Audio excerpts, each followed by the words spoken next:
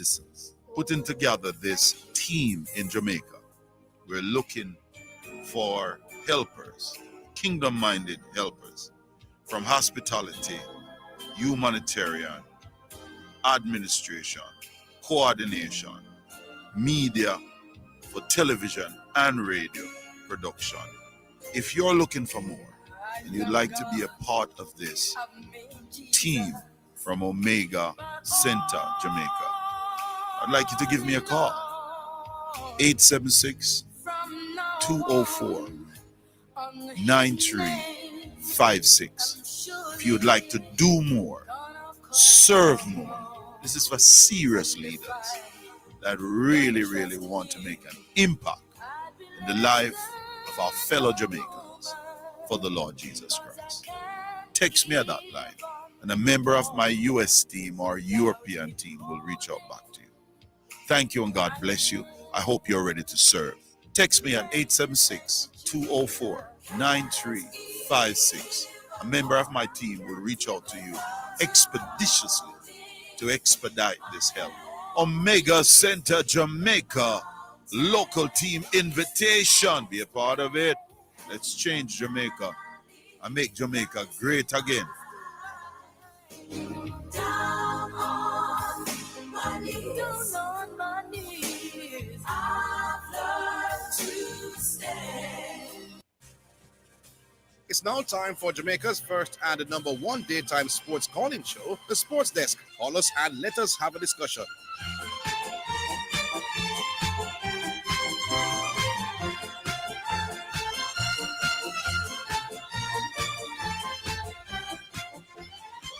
All right, greetings and salutations. Welcome once again to the Sports Desk. It's the start of another brand new week, and the name is Orville. The name is Christopher Zidane Matthews. Good afternoon to the listeners. All right, and remember, this is the post-champs edition of the Sports Desk, so we know a lot of champs discussion will be going on. We've asked Preacher to come in as somebody who was part of the KLA's commentary team on champs, so I'm expecting Preacher to drop in a minute now.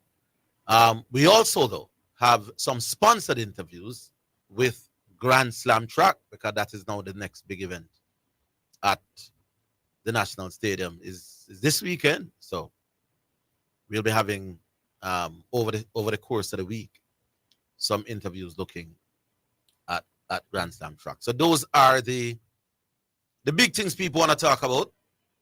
And right away, we waste no time. We throw the numbers out. 615-2841, 676-6968. We already have a caller. While we are at it, while I understand that track and field will dominate, news just came in this morning that Craig Brathwaite resigned as the West Indies Test captain, which opens up some interesting questions as to where the next captain will come from. And that Ravman Powell has also been dropped as the Test captain, and Shea Hope captains that format as well. So Shea Hope is now the white ball captain in both versions, and Brathwaite's resignation as a skipper means that the search for a West Indies Test captain will start. All right, we understand that the first one is there, so let's take that now. Hello. Hello, good afternoon. Oh, how you doing, my boss? The search is over, man. Shea Hope will be the captain for y'all version. Well, I wouldn't be surprised. Zidane. Good afternoon. I want Miss Higgins just take a back seat and just walk me ears and do some listening now for the next 5 minutes. Hey, you know, I completely forgot about that thing, my boss. You completely forgot? Yes. I better make up then and then tomorrow. No. Give your team, man. Remember, no. Remember, I'm a genius, you know. Just have your team. No, man, them in a genius, man. So you know, go on, man. I can line up my team, man. In the meantime, you give your team. All right. So, let me put in a couple of things, Zidane, before me get into my team. So the first thing, I believe that the champion in 98 is the teams, the Mexicos, the Americas, the Honduras, because I remember back then those teams, the environment was so hostile. No, I'm not saying it's not hostile, no, but I think back in '98, the environment was very, very hostile. Plus, I think some of those teams is better than some of those teams playing now. So while a lot of these players having big club career, I think it kind of like cancel out each other in terms of difficulty that the '98 campaign have. I remember your team is from Leondale started playing for Jamaica until now, and my team is from '96 to 2002. Mm-hmm. So having said all of that, I have Warren Barrett in goal. I have Bibi Gardner. I'm using a 5-3-2. I have Bibi Gardner. I have Linval Dixon, Pepe Goodison, Tati Brown, Sharty. And in the midfield, I have Fitzroy Simpson, Tapper, Bama Williams. And up front, I have Walter Boyd with Teagat Davis. That is my team. All right. Quickly So after. you go now. Yeah, quickly. Taxi Lawrence at left back. And I think Taxi Lawrence, when he played, would be better than a 1998 version of young Bibi Gardner. So No. think Stop right me there think me win. before you go on. Me think me win. No, man. No, I didn't no. I didn't interrupt you. Remember the mood. Hold on, man. But hold on, Stop, man. man. Hold on, man. No, but hold on, No, Mount Salem. No, but hold on, Mount Salem. No. Mount Salem, you didn't only give your team. No, but hold on, Mount Salem, man. No. No, but I allowed you to talk. I allowed you to talk about how the thing was hostile and all of that. That was not the discussion, but I allowed you to bring up the hostility. Yes. Wonderful. Because the mood was never about which teams face most hostility, and you brought up hostility. So don't try that with me. Good. All right. So Taxi Lawrence at left back. And me, I play 4 at the back. The modern day thing. We're not doing outdated thing. So Taxi Lawrence at left back. Adrian Mariappa. And the current centre half that plays for Brentford. Those are my 2 central defenders. And at right back, Limbe Kisa, who's clearly far better than Shorty Malcolm. In midfield, I have Grant, who played under Tapper and was excellent. Ravel Morrison in midfield alongside Bobby Reed. So those are my 3 midfielders. And up front, I have Damarai Gray, Leon Bailey, and Mikel Antonio. So that's my starting lineup. And obviously the greatest goalkeeper over the last 20 years, Andre Blake. And that is just straight off the top of my head without even thinking about it. The way it's easy. And remember this discussion is assuming that all of them, all 22 players will be playing their best football. Will be at their very best. Yes. Will be at their very best. Yes. While I will give you Andre Blake, to an extra extent I'll give you Shorty. But when I come on to the other players, there's a midfielder in Jamaica history that is better than the former Manchester United player at his best, Ravel Morrison. I think Fitzroy Simpson is a better footballer than Ravel Morrison. I think Fitzroy Simpson is a better footballer than Ravel Morrison. Hey, you're crazy, man. You believe that at his best, Fitzroy Simpson. By the way, they don't even play the same role because Ravel Morrison is more of an attacking or box-to-box midfielder, right? Fitzroy Simpson is more of a hard-nosed man in the middle of the park. But in terms of an attacking midfield displayer, a box-to-box, there's no midfielder in that campaign from those days that can compete with Ravel Morrison at his best, my boss. You're talking, hold on, my boss, man. You're talking about a man operating at a world level at his best. Don't do that. Don't do that to yourself, my boss. So that hold on. You don't obviously you never know if Fitzroy Simpson was, you know. No, but Fitzroy Simpson is not. While you said while maybe give a slightly different role, but I think Fitzroy Simpson play his role better than no, not at them best, my boss. Fitzroy Simpson at him best is not a top quality footballer. He mean he's not a top talent. He's not a word. You see, You don't follow. the problem we have. No, you don't follow football. No, you don't follow football, Monsieur. I'm refusing. Hold on, Monsieur. I'm refusing to have a discussion with a man. No. Because guess what? I'm seriously. You have a recency bias. The man said Fitzroy Simpson can compete in terms of talent and ability at them best with Ravel Morris. No, sir, you don't watch football, my boss. You don't watch football, Zidane. What do you mean, my boss? If you don't know the abilities of Fitzroy Simpson. No, you don't know who Ravel Morris is at him best, my boss. Fitzroy Simpson. Which is the highest? Hold on, man. What's wrong with this man? Fitzroy Simpson was a very, very vital I did not say he was not a vital footballer for us, my boss. That's not the discussion. Yeah, but I'm saying the discussion is about Mounsele. Make friend, you go compare Fitzroy Simpson to Ravel Morris at him best. Make can't discuss. They mean we not go compare them and them.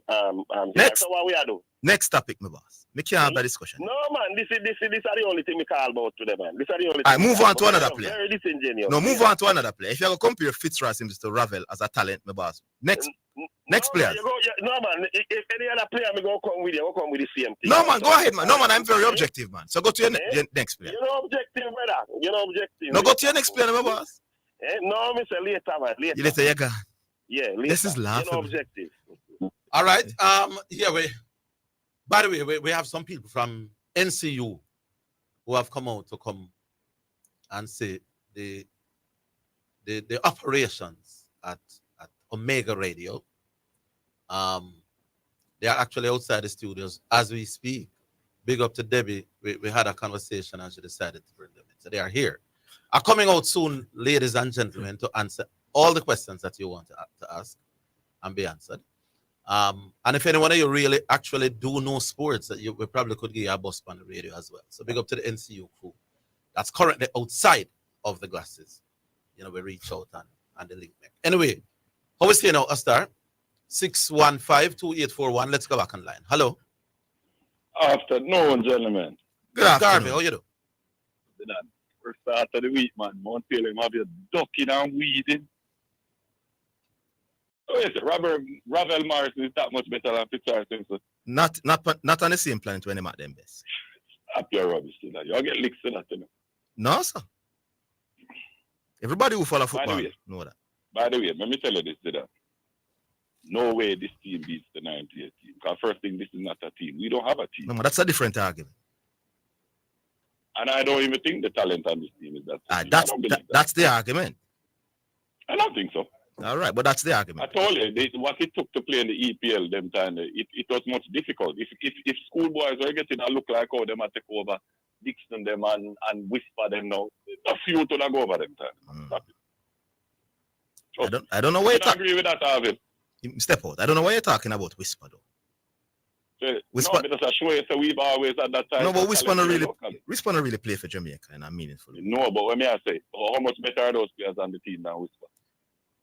Well, I hear people who are around and follow football far closer than you say Whisper is the best they have seen since the 80s in schoolboy football. Whatever. Yeah. Whatever.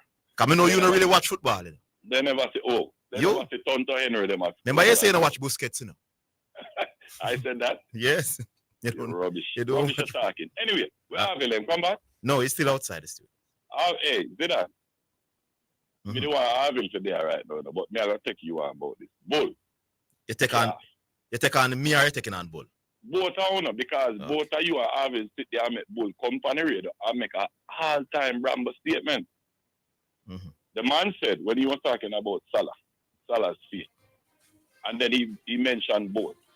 He said, because soccer is the most popular sport in the world, it is reasonable to assume that any big-time footballer is more popular than both. So you agree with that?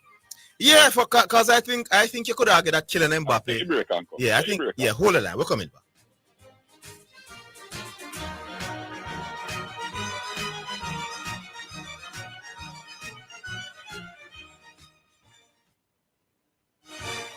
Clear your barrels and personal shipments with ease and convenience. Request a customs contactless clearance today through CCP at jca.gov.jm. The time by the Jamaica Customs Agency is 1:15 Paul, I need help with my vehicle cost this year. It's going through the roof. You think I should call Keith? You're mad. Don't you want a system that easy for you? Yeah, man. You want the best price boat here too? Yeah, man. I bet you want real-time alert and island-wide coverage. Yeah, man. So the smart choice is Hawkeye. They will give you a free 30-day trial. Yeah, man. Hey, tell me something. You ever say anything but yeah, man? Yeah, man. Just say yeah, man to Hawk Tracker from Hawkeye. Call us at 926 Hawk. Conditions apply. The journey to the Mute Mile begins here, the 5th running of the Ian Levy Cup Grade 1, the newest addition to the Mute Mile Win and You're In series, with a purse of $4 million and a distance of 8.5 furlongs. Watch Jamaica's finest thoroughbreds compete for a spot in the Mute Mile. April 5th, 2025, post time 12 noon, only at Cape Manus Park. See you at the races. Stop the sneeze. Grab some DPH. I'm congested. DPH. DPH. Mommy, I have a runny nose. Come and take some DPH. Getting rid of a cold or allergies is easy. Take DPH in adult or children's formulation and eliminate your sniffling, coughing, sneezing, and itching. DPH. Minimize the symptoms, maximize the relief. Another great product from the Caramed Group. The journey to the Mute Mile begins here, the 5th running of the Ian Levy Cup Grade 1, the newest addition to the Mute Mile Win and You're In series, with a purse of $4 million and a distance of 8.5 furlongs. Watch Jamaica's finest thoroughbreds compete for a spot in the Mute Mile. April 5th, 2025, post time 12 noon, only at Cape Manus Park. See you at the races.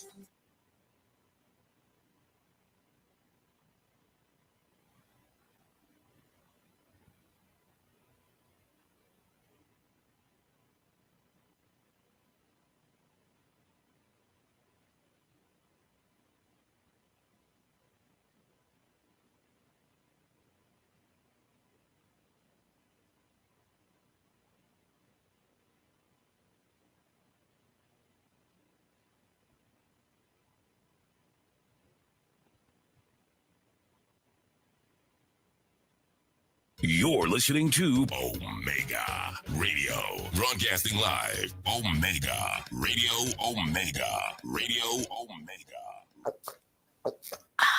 So refreshing. What's so refreshing, Sanya? The water is refreshing. Try it now. Where you get that from? No clean manufacturing water. So refreshing. Me like it. Clean water. Located at 20 Syndham Commercial, Old Harbour, Spanish Town, St. Catherine. Telephone number 876-335-0448 or 876-648-7192 or email cleanconcept@gmail.com. Can't even no, without you holding my hand. Praise the Lord. Greetings and salutations to all of our wonderful, wonderful friends all over Jamaica. Listen, this is Dr. John Wayne Manning from Omega Church and Omega Radio. It has always been my dream to establish community work here in Jamaica. Television, church, humanitarian work here in Jamaica. And as you know, we have been doing the radio since 2022. The time has come that we're calling all help, kingdom-minded citizens, putting together this team in Jamaica.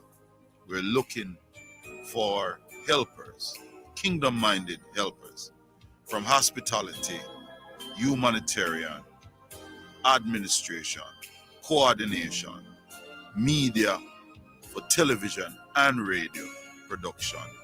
If you're looking for more and you'd like to be a part of this team from Omega Center, Jamaica, I'd like you to give me a call. 876-204-9356. If you'd like to do more, serve more. This is for serious leaders that really, really want to make an impact in the life of our fellow Jamaicans for the Lord Jesus Christ. Text me at that line, and a member of my US team or European team will reach out back to you. Thank you, and God bless you. I hope you're ready to serve. Text me at 876 204-9356.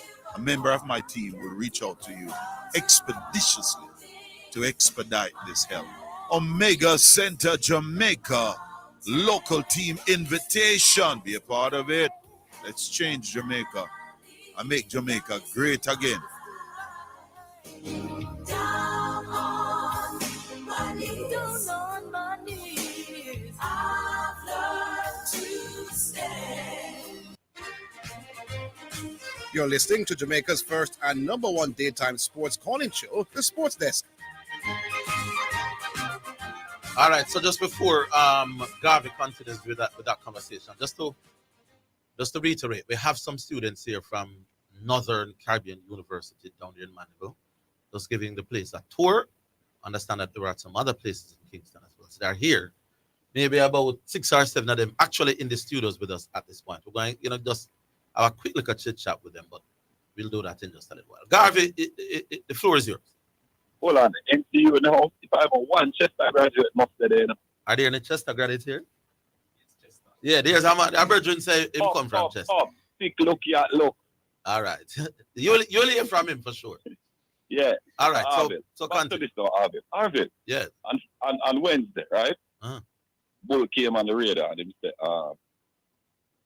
he said, by virtue of the popularity of soccer, he's claimed that soccer is the most popular sport, right? So he said, any big-time footballer would be more popular than Usain Bolt. That's what he said, Suppose I tell you that I don't remember what exactly Bull said on that topic. Would you believe? I don't remember what he said about that. Zidane sound like him, I kind of agree. Oh, well. You're talking to me or what? Because you're all over the place, No, Yeah. because Orville wasn't here, so I make him catch up to speed on what was taking place. All right. Okay. Now your turn now. Yeah, so I'm you saying agree with that. Yeah, I don't think it's far-fetched. Okay. Because, for example, how popular is tennis in the world? But hold on, Jamaica. Man. I'm not saying all footballers are more popular than all other sportsmen in America. Big time. That's how you say. No, but what I'm That's saying, what what I'm saying, the elite, the man at the top of the chain in football, will be right up there with Vinicius Junior is as popular as Bull. Hold on, my boss, man, and listen, man. I'm saying the top players. Then where does Vinny rank in the world? Give me you asking me questions. I'm not being allowed to answer these questions. I'm saying to you, I know that for a fact that football is way more popular around the world than sprinting. Way not even close. There's a golf. Hold on, my boss, man. You're trying to change it. So I'm saying to you, for example, somebody like Kylian Mbappe, who would have, as a teenager, went to the World Cup and tear even Messi team apart. And his team won the World Cup. He came back to a following World Cup. Hold on, give me a chance to finish my point, my boss, man. So he went to another World Cup. He got a hat trick in the final, and he was the best player on the French national team who was runner-up again. So I'm saying, while Kylian Mbappe is not the greatest footballer of all time, based on the magnitude of what he did in the biggest sport, I think Kylian Mbappe will be right up there in terms of fame with Usain Bolt right now. All right. Any other candidate? Just Mbappe? May I give Mbappe? The easier one for you can understand. All right. What's why me I'll kill this easy now? How popular is tennis in the world? Right up there with the other sports. Okay. Top 5. How many football players right now, if he says, are known as Serena Williams? Well, she's more popular than Shericka Jackson for sure. No, me just ask you, how many footballers, me just show you how asinine that statement is a bullman. Serena Williams is far more known worldwide than Mohamed Salah. What about Shericka Jackson? Tiger Woods. Shericka Jackson. Thank you for telling me about Shericka. Who's more famous? No, Orville, you gave a very good statistic there and when. Why the man is jump away from the question? Remind the folks that yes, me glad they got to Shericka. No, what I'm answer my question. Do you know who's more famous? No, hold on, no, man. Hold on. I don't try to railroad the conversation. Not railroading the boss. Here's the stat that you brought to the conversation, Orville. You said that 4.7 billion people in total watch the Olympics, right? Actually, I didn't come up with the stats. I just somebody sent it to me. Yeah, it's not you didn't come up with it, but it was researched and came to you. That's what I mean. Right. All right, good. Now, we can all agree, Orville, that the 100 meters is the blue ribbon. That's what they call it, the blue ribbon event of the Olympics. Now, Sasa? Yes. Good.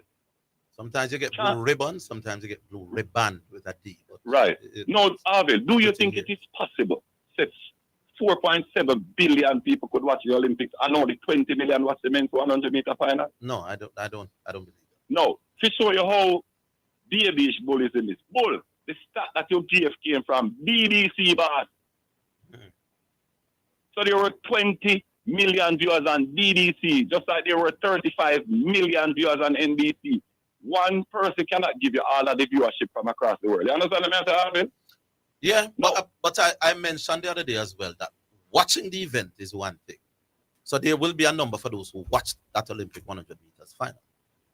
But I want to make a distinction between those who watched and those who have an interest in the results, whether they watched or not. Right. So I will believe that the numbers of people who watched that 100 meter final, I think is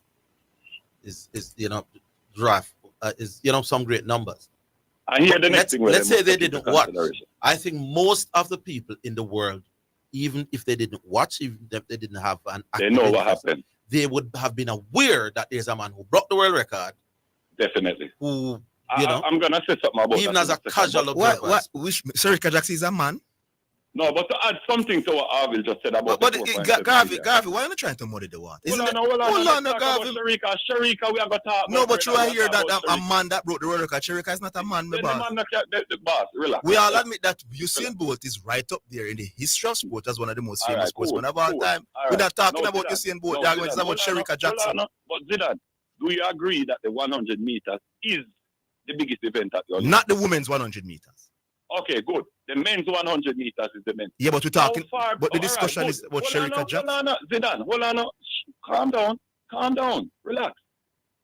Do you realize that this past Olympics, Shelly-Ann Fraser was the most marketed athlete in that Olympics? Do you realize that there were athletes from other sports who came across to meet Shelly-Ann and said Shelly-Ann was their hero from Scandinavian countries? All right. And next thing more you consider too. Hold on. And next thing more you consider. It's not one Olympic Sherika going on. I just want to ask you one. Hold on, Orville. It's 4.7 billion watched the last Olympics. Sherika has performed at 3 Olympics. Yeah, but more ask you one. Hold on. So now she's had the opportunity to perform in excess of 10 billion eyes. Anyway, Garvey, here's what I want. You hear that we have to guess. Leon Bailey with Sherika. Big up yourself. Big up the graduate. We have some NCU graduates. Well, we have I realize I ducked my question, but it's so it go. I know what. No, man. I have to perform in front of the security and they know how we run the team. Let it be, Garvey. We have a sponsored interview coming up after 1:30. And we have the students here waiting on an opportunity. Big up students. Open this microphone for me, Astar. This microphone is open. So like we said, we have some NCU students dropping in for a little bit. We introduced the first one. This man already looks stately in the chair and very comfortable now. What's your name? Yeah, so my name is Antonio Edwards. Antonio Edwards? Yeah. Which course do you do? So I am studying communication studies. I'm a journalism major. Yeah? Yeah. You're studying journalism? How big are you in sports? So very big. When I say sports, mainly football, but I'm a very big sport fan, yeah. Okay, so you potentially might become a sports broadcaster. Yeah, definitely. Most definitely. We wish we could spend some little more time with you. Tell you what, they're going to collect your number. All of the ones who want to be sportscasters down the road, yes, you can't give me a number. So definitely. We'll talk here. All right. So a female now steps into the chair. So we're going to take your name as well. Who are you? Hello, good morning. I'm Camila Williams. Camila Williams. Yes. And your course? I'm doing communication studies with a journalism emphasis. Is that the main course at NCU? It's not the main course at NCU, but there's 4 different sections. Right. But I'm doing journalism, so. Journalism. Yeah. Are you into sports? I am. What sport? I am into all sports, but I don't really follow up on F1. I'm into all sports. What's your favorite? Football. Football. Yeah. All right. And you might one day become a sports broadcaster as well. Yes. Well, I need your number as well. Okay. I need a commission to help you all through the process. Another gentleman comes in. Are you the Manchester man? Yes, I am the Manchester graduate. For the listener who asked. Yeah, man, Garvey is a proud Manchester High man. Know the sports, follow it, and as you just heard, can be involved in some very rigorous debate. So, what's your course? Well, it's communication studies as well, but I haven't chosen an emphasis. And I heard you ask a question earlier. It's not the only course at NCU, but it's a popular one, communication studies. Communication studies. Yes. What do you want to be when you leave college?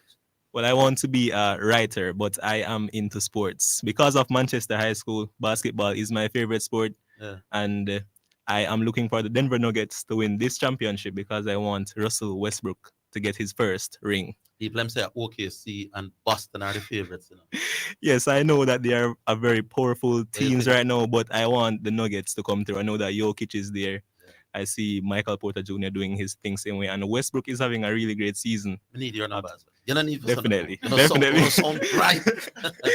All right, who's the other one? Oh, here's another female. What's your name and your code? My name is Kylie Rose. I am a general. I study communication studies, but I also am pursuing a degree in marketing. Okay. Yes, right. so I'm not emphasizing. How do you find tertiary education? It is very different than primary and secondary school. Yeah. You don't get as much attention. You're kind of on your own in a way. Yeah. So if you don't want to learn, then that's up to you. But I like it. I like it. You into sports? Yes, I am. Which sport is your favorite? Basketball. Yeah? NBA. What's your favorite NBA player? Or who is your favorite NBA? Steph Curry. Why is that? He's just the greatest shooter of all time. You know basketball. Yeah, he's just Steph Curry. Kind of scared me a little bit when he fell. I was going to give selected numbers, but there's only one person and everybody can have my number. Good luck in your future. Course. Thank you. Who else is that? Oh, here's the last gentleman that we'll be taking. Your name, boss? My name is Delano Freighter. Delano Freighter. And your course? Communication studies as well. You're big on sports as well? Love football. You love football. Did you play? No, didn't really play. You never good enough. Which high school you went? I went to Spalding St. Knox. Okay, Knox. Who's your favorite footballer? Why? Lionel Messi, because he's the GOAT. He's the GOAT. Nobody know better than Nobody know better. What do you say to the Ronaldo fans or the Maradona fans or the Pele fans? Messi won 8 Ballon d'Ors and he also won the World Cup. That was the only thing that was missing. Yeah. So he's undeniable the GOAT. The GOAT. Mm-hmm. All right, well, we got nobody else. You want to say nothing here? No, you have to say something, man. So we have one last gentleman that will say something. Hello, boss. What's your name? I'm Dejan Morris. Same. Yeah, man, voice starts sounding broadcast. Richard, you know. Same department of communication, with an emphasis in television. Oh. Yeah. And for me, it's football. I'm big Chelsea fan, avid, you know. Yeah. From 2014, around them time. Yeah. All right, all I can say is good luck. You know, I see some of the people behind the glass want to talk as well. I don't know if we can squeeze too many more. Big up in all of your endeavors, yeah? Yeah, man. I'll just give one of you my number and then you kind of share to the group. Anything for especially those who want to end up doing sports broadcasting as a way to keep the lights on upon the house. Right. I'm willing to share some advice. And of course, you know, for the listeners out there, NCU it's a very good school to come and press you media, especially radio. We have. All right, which one of you program. will thank Sports Desk for entertaining and how brilliant we have sounded so far? I mean, I'm here, so I would just like to thank you. I was kind of teasing. So big up on yourself. I'll give one of you my number. Get me a pen. You know, a student must have a pen. Oh, you have them something. Yeah. All right. So I forgot the people are right not with pen and them something. So this is my number. The name is Orville Higgins. And you kind of share the number with the group for those who want to. All right, big up, Miss Debbie. Yeah, man, cool. All right, that's it. That's our the break. We'll come back in just a little bit with a sponsored Grand Slam interview right after the break.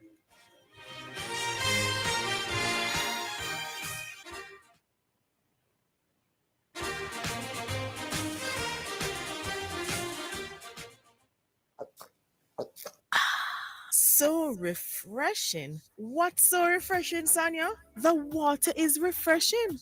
Try it now. Where you get that from? Not clean manufacturing water.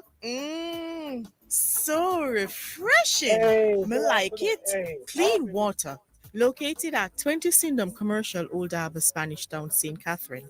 Telephone number 876-335-0448 or 876-648-7192. Or email cleanconcept@gmail.com. Super Center, everything for your home and more. It's that time again for the Azen Super Center 2-day spring sale. Come to Azen Super Center Crossroads and Linstead this Friday and Saturday. Come shop for Teachers Day, Mother's Day, and more. So come check out the spring sale this Friday and Saturday, Crossroads and Linstead. Zen Super Center, we're gonna make you smile. Zen Super Center, it's a lifestyle. It's a lifestyle. The journey to the multi-mile begins here, the fifth running of the Ian Levy Cup Grade 1, the newest addition to the multi-mile win and you're in series, with a purse of $4 million and a distance of 8.5 furlongs. Watch Jamaica's finest thoroughbreds compete for a spot in the multi-mile. April 5th, 2025, post time 12 noon, only at Caymanas Park. See you at the races. The following is brought to you by the Office of the Prime Minister. Since the month of January 2025, the Spanish Town Depot has started 5 new routes in Clarendon. The new JUTC route is a game changer. It's affordable, comfortable, and so convenient. I can get to and from work, no hassle. The government will look out for it. We're grateful here at Chapelton for JUTC to extend their service to us, where our students can come to school and go home safely in nice, clean, comfortable environments. I am grateful for the JUTC bus because it is safe and it is even safe for the students to travel.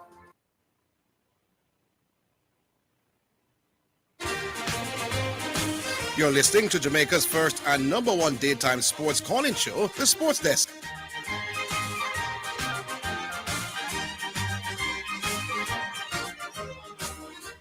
All right, so as we said, we have a sponsored interview with a gentleman called Kyle Morba. We'll do it right after the next break. He's the director behind the Grand Slam track meet, which will be gracing our local stage this weekend. As I said, a sponsored interview. But we have at least 2 more calls, we understand. We want to get them out of the way and then we talk to the Grand Slam people on the next break. Who do we have right now? Hello? Hello? Yes, South.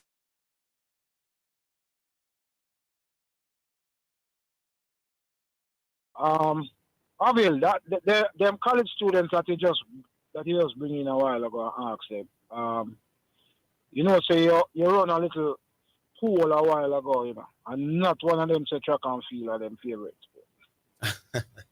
I don't think track and field is my favorite sport in Jamaica at all. Yo. One of them says. But anyway, me not stay long still. Look, from last week, I listen to hear this thing about 4.7 billion people watch Olympics, right?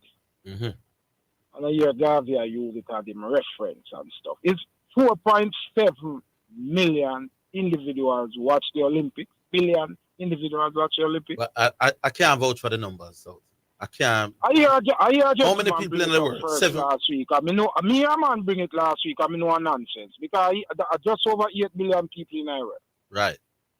Which would mean 60% of the world I watch Olympics. Well, Nothing like that. What they said is that at least 60% of the world watched at least a part of the Olympics. So if you don't watch boxing, you will watch rowing. I think what happened is the Olympics lasted 3 weeks, and them have viewership one day and viewership another day and viewership another day, and them add all that and come up with a figure. But a lot of that is just repeat. People are watch every day at the same thing. I have no way of knowing, so I don't want to vouch. That's what I think. So I don't know why Garvey keep bringing that number to the radio to justify anything. But 60% of the world not watching the Olympics. I know that. I don't not forget no proof for that. I just know that. Well, I just know that. Me no know. So I don't think that figure is any. Where did that gentleman get that number from when him say it last? Well, actually, the gentleman said he's 4.8 billion watched the 100 meters. That's what the gentleman said last week on the radio. That's even worse. Well, that me sure about. Even worse. Me know nothing goes up. Yeah. So when him say that, me say hold on there. About 7 billion, 8 billion people in the world. Because me know that. And then I decide to go look on the world's population and me see 8 point something billion. So me said 60% of the world now don't watch no Olympics. Yeah. 60% of the world not watching no Olympics. So that figure is not a reliable figure, Garvey. All right. Point made, my boss. All right. Yeah. That's it? Cool. That's it. Oh, Big up. It. Thanks for the call, Southie. All right. We'll move to the next one now then. Hello. Gentlemen, and I hear me clear? Pioneer. From one elite to another. Yeah, and I'm glad that Saudi come say it for himself. Zidane and Orville. Mm-hmm. Let me jog some memories. Orville, I know say your head bad life. You remember in us having a conversation, and I pulled up an article. As a matter of fact, the day I was in the studio, I remember Mr. Price, what's his name? Andrew Price was in the studio that day. So I pulled up an article from the Daily Mail. You remember Zidane? That says 2.1 billion people watched the 2012 Olympic men's 100-meter final. You remember that thing, Zidane? Yes. So there is actually, and we were trying to tell you that the Daily Mail is not the most credible media outlet. But some could state that there is a reputable newspaper. Actually, the Daily Mail is the Daily Mail is not very reputable. You know? Well, whether you want to consider it, but there was a newspaper in England saying that wherever them get them figures from, and I think they are in a better position to say these things than me and you. That wrote in their paper that 2.1 billion would that be people watched the 2012 men's 100-meter final, and that was a big clash between Bolt and Blake and Gatlin. Yes. So that me think that speaks for itself. Well, me think a lot watched while I think a lot watched while Bolt was there. No two ways about it. To the conversation about the Mbappe and versus Bolt. Well, if I understand that Bolt was a transcendent kind of talent. No. Remember I said now we not do a pioneer. I said right now. But even now, because all right. So no man, look at him, man. Look at him. The same one we giving you the argument about the peak of when the Olympics is going on. You have to give Mbappe the peak of back-to-back World Cup where one of these World Cup, the man destroyed Lionel Messi, the greatest footballer of all time by many, and he was on the field. A lot were watching that game, and he destroyed them. And he came back in the following World Cup and was brilliant again, scoring a hat-trick in the finals for the first time since who remember years. Okay. Based on a couple of factors. And now he plays for the biggest club in the world as well. All right. So if you want to say no, because right now yes, have been off the team for exactly. Years, because almost a generation of change in a sense. People have died, the younger Thank you very much, Pioneer. That's all I was trying to tell you. So if you want to say it's closer now. Yes. But if you want to talk about at the peak of them powers, then Bolt. Who Bolt was in the world of sports. Bolt. No. Yeah. No two ways about it. Bolt. By a clear, man. Yes. I want to say a little thing quickly for chance. And since another sponsored. By the way, yeah, that sponsor's thinking about 2 or 3 minutes. Yeah. Big up to the youngsters them when we're here in the studio or whatever. It was interesting to hear one of the youngsters about more Russell Westbrook when him first started. Yeah. Root for the Denver Nuggets. You know, I'm up on the line. I listen and I laugh to myself and I don't know, I don't think it'll happen. No. And I say, Denver, and I look short-handed. OKC look like them gonna be a handful. And if I were to give a nod to anybody else in the West, if LeBron James can come up to the standing, the Lakers will be dangerous. Yes. Austin Reeves and Luka Doncic. All right. Look like them I remember a few years ago you were lamenting LeBron James should do a lot of other things. And I didn't think he could have because he had to carry the load in terms of the offense. Now that they have Luka Doncic, who is one of the best offensive players we'll ever see, and Austin Reeves is playing at the level that he's playing at. Now I believe that LeBron James can do a lot of the things that you are asking him to do. Defend, work hard. Can carry a little defense. Yes. Since he has come back, they have not been great defensively, because I don't think he is fully healed yet because this is Donovan Mitchell having a groin problem and he has come back and not look great as well. So I think at his age he needed. For me, I think he should have come back with 5 games. I agree with you. It's not like the team was struggling. It's not like they needed him. Yeah. I think he should have afforded himself the rest and come back and then put all on the line of the players. Yeah. All right. But it is kind of almost contradictory to say, but I think that him and the missing piece to LA need to come up bigger. Yeah. Right. Pioneer, we're having the sponsored interview right after the break. So I don't know if you want to call back for your last 2 or 3 minutes, but we have to. If I find the time. If you find the time. Yeah, man. Thanks for the call, nonetheless. Well, we run for the break, and then when we come back, we have a chat with the Grand Slam, Michael Johnson Grand Slam. We're coming back in this time.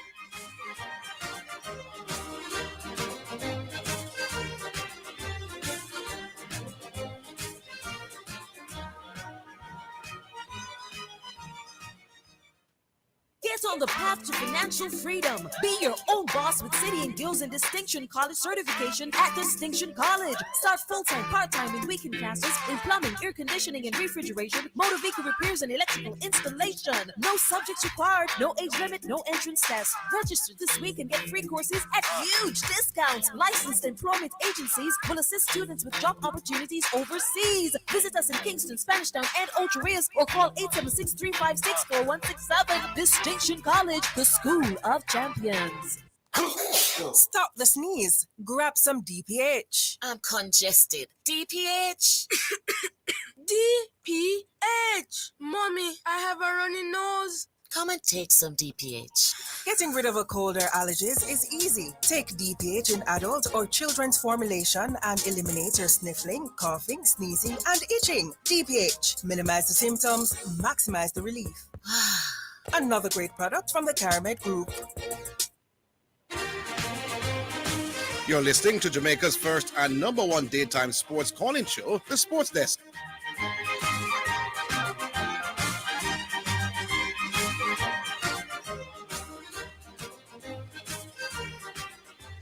All right, then welcome back. And as we've promised you, we want to have an interview sponsored by Grand Slam Track.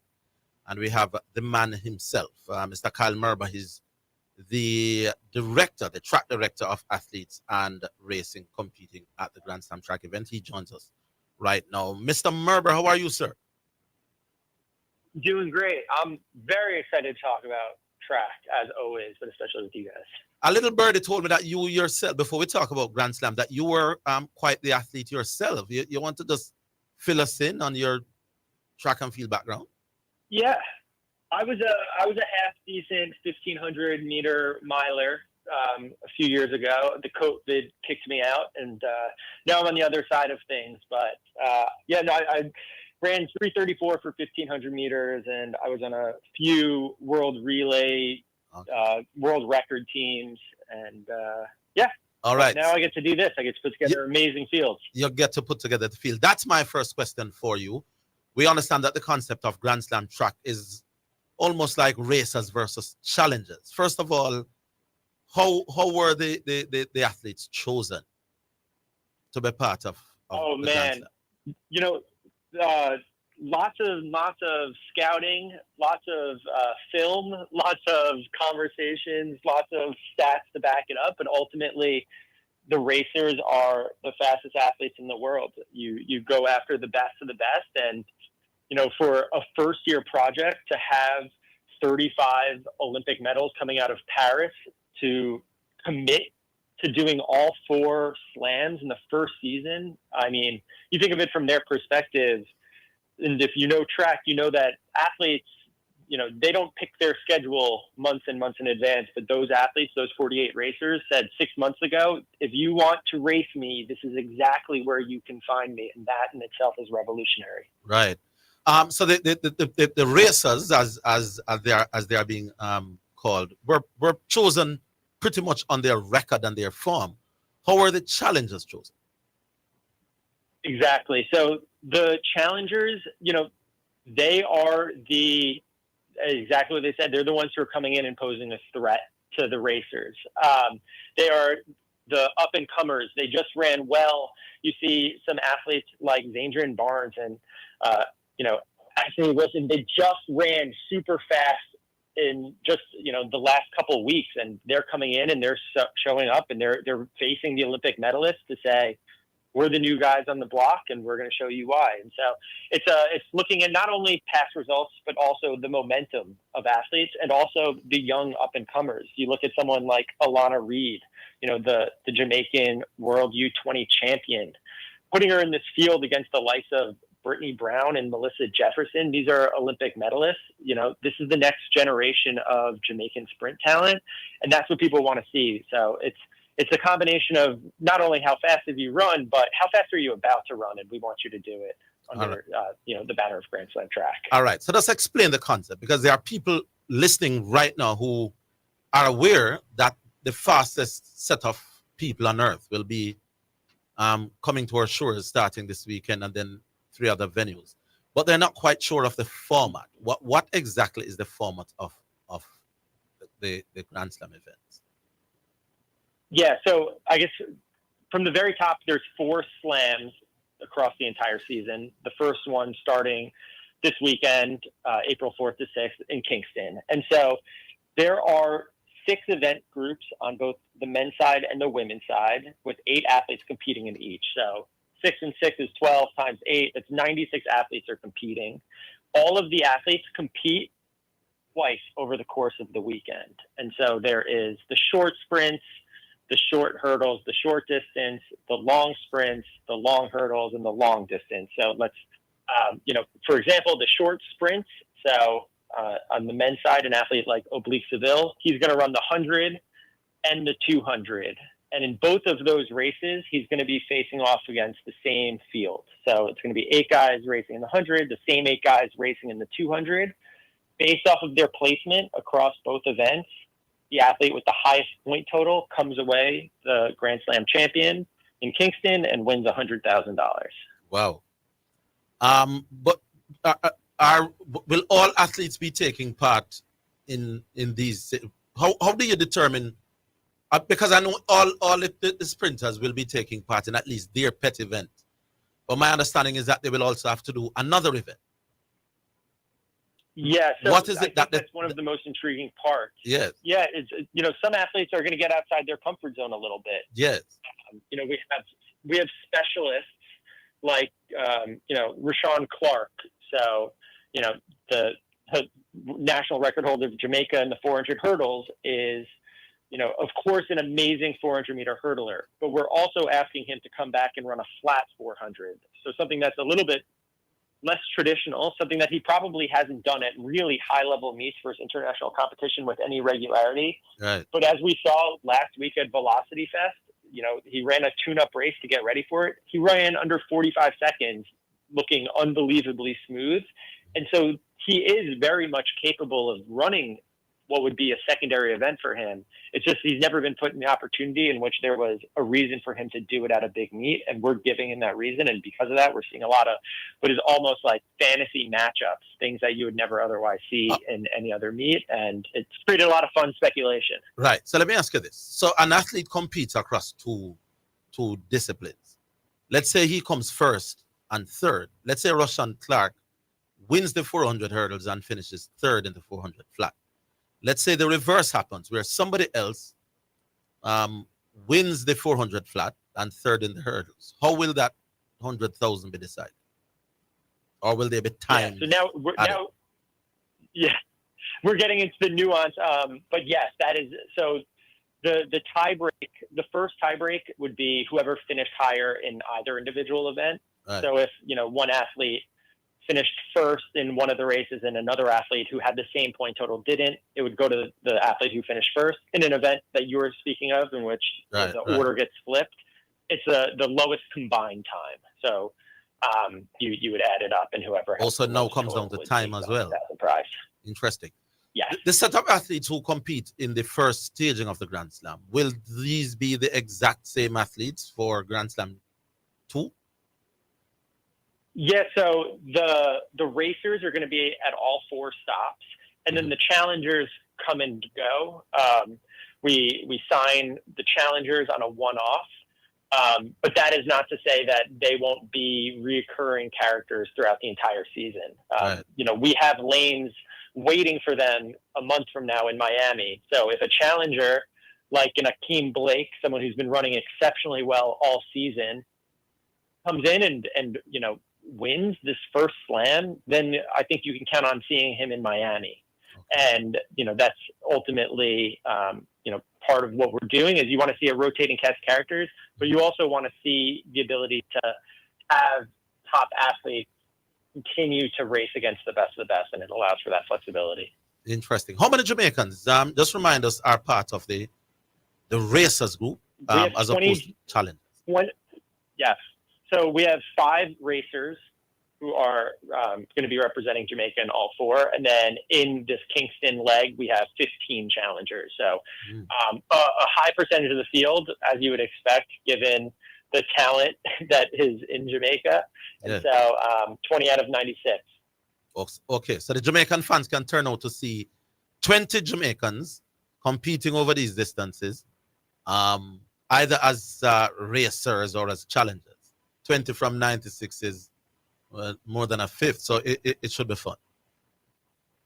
Yeah, no, I mean, I agree with your math. It's a large percentage, and it's, I think, also a really unique opportunity. And when you ask the non-Jamaican athletes, like, what are they most excited about this season, Kingston is at the very top of all of their lists. I mean, when you think about it, of these athletes who grew up watching the very best athletes in the world, they've seen the Jamaican athletes time and time again, and they've seen the amazing culture and the fan base that is here. And so for someone like, you ask Sydney McLaughlin, Lavroni, or Dean Asher Smith, or Gabby Thomas, like, what are you most excited about? It's just, oh, I can't wait to race in Kingston. Ah, boy, that should be fun. Why was the concept, or what was the reason behind the concept to begin with? Yeah, I think when, Michael Johnson was coming up with this, the main goal was to provide a little bit more infrastructure in the sport. And that's not just for athletes, that's for fans. You come off of the Olympics and people love track. We know that. We see it every 4 years, but then stars are born and then you don't know where to see them again. And you never know when or where or who is going to show up. It's a difficult sport to follow. And I think that the main goal here was, let's give fans something that is a little bit more palatable, a way to always know where the top athletes are facing off against one another. Right. And then also just make it more likely that, the top athletes start developing rivalries. You beat me here, I beat you there. Yeah. You got me yesterday, I got you today. And that builds intrigue, and that's the storyline, and that's something that fans can really sink their teeth into. Let me ask you this one. You mentioned the case of a Russian Clark who may do the 400 hurdles as well as the 400 meters. His pet event plus another event. Will that always be the case? Will the two events that an athlete does in Kingston, will those be the same two events that he will do throughout the rest of the Grand Slam tour? Yeah, so there is flexibility built in. So, for example, while athletes do get signed to a specific event group, someone like Gabby Thomas, who is technically signed as part of our short sprints group in the 100, 200, right. Here she's going to be competing in the long sprint. So she's going to be racing the 200, 400. And because of that, we now see the Olympic 200-meter champion facing off against Marlady Paulino, the Olympic 400-meter champion. Yeah. They don't race. Like, this is not something that you would ever see. And so a really unique opportunity. And so while athletes are signed to a specific event group, there is a little bit of built-in flexibility to allow for something to get outside. All right, this one. I noticed, again, using Russian Clark as the example. You're asking a 400 hurdler to also run a 400 meters. Is it ever likely to be the other way around? Because we all know that the hurdles are a lot more technically difficult to execute. Is there any likelihood that you could ask a regular and quote unquote to do the hurdles as event number 2 on his list? Yeah, it's a very good question. Specifically to the hurdles across the entire season, we're going to have the hurdlers hurdling first. We know that's their primary event. We know that they want to come in on fresh legs and, execute at their very best. And then that flat 400 is the icing on the cake that's going to really help decide the ultimate winner of each slam weekend. But in some of the other events, for example, the 1500 and the 800 or the 100 and the 200, that switches around. So whether you're a stronger athlete or a speedier athlete, the advantage flip-flops a little bit. Yeah. However, in the hurdles, just because we understand the priority and the outlay of the season, the hurdles do go first. Okay. No, so the exact question is a sprinter who has never hurdled before, could he or she be asked to do the hurdles as their event number 2? Yeah. No one's going to be forced to do anything they don't want to do. That might be fun if someone asked, but no, at this point, we don't have anyone hurdling for the first time. I don't know if anyone wants to hurdle for the first time. All right, so that answers the question. We have to run, Mr. Murbo, but I'll give you a few seconds. Maybe there's an area that I didn't cover that you want to touch on, I give you the last few seconds just to touch on a topic that you think you want to emphasize. I think ultimately, we are just hoping that fans come out and support these athletes, not only the Jamaican athletes, but the international athletes and the sport as a whole, because we're paying them big money, but ultimately it's not just about the athletes. It's also about the fans and making the fan experience better, enhancing that, whether you're in stadium or at home. But I'll tell you that these athletes are so excited to get in the national stadium on the new track. They've seen the pictures. It's beautiful, and hope the fans are there to support them. All right, give me a yes or no answer to this, because we're running completely out of time. An athlete who wins $100,000 in Jamaica can win 100 at the other Grand Slams as well. In other words, can an athlete after the 4 events walk away with $400,000 US? That's correct. Yes, and that's in additional to the base compensation that we're paying them. I should have been so an a racer, in addition to having that money, in addition to winning potentially $400,000, they receive base compensation on top of that. So there's a lot of money up for grabs, and so it's high stakes racing. All right, Sir Merba, thank you very much. Thank you. Looking forward to meeting you this weekend.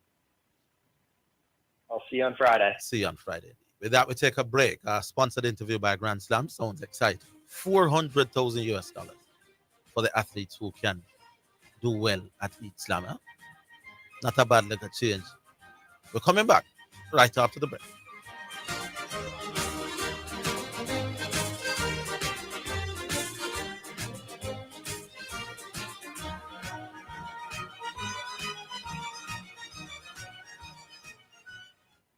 Apply for your NHD refunds at nhd.gov.jm or via the NHD app. Do not click on any links offering to help you. The time by the NHD is... What is that now? The time is now 2 minutes after 12. Praise the Lord and God bless you. This is Archbishop Wayne Jonathan Manning I from Omega Radio.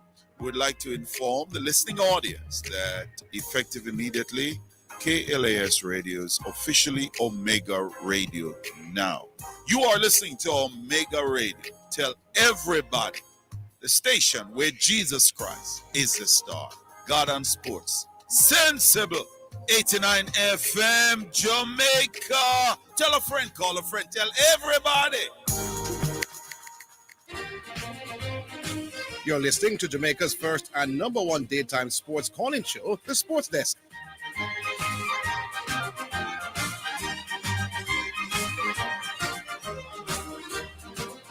All right, then time for the first selection on the program, brought to you by Edge Campaigns for People Who Dream in Color. And this one is from DJ Nicholas. It's called Oneness.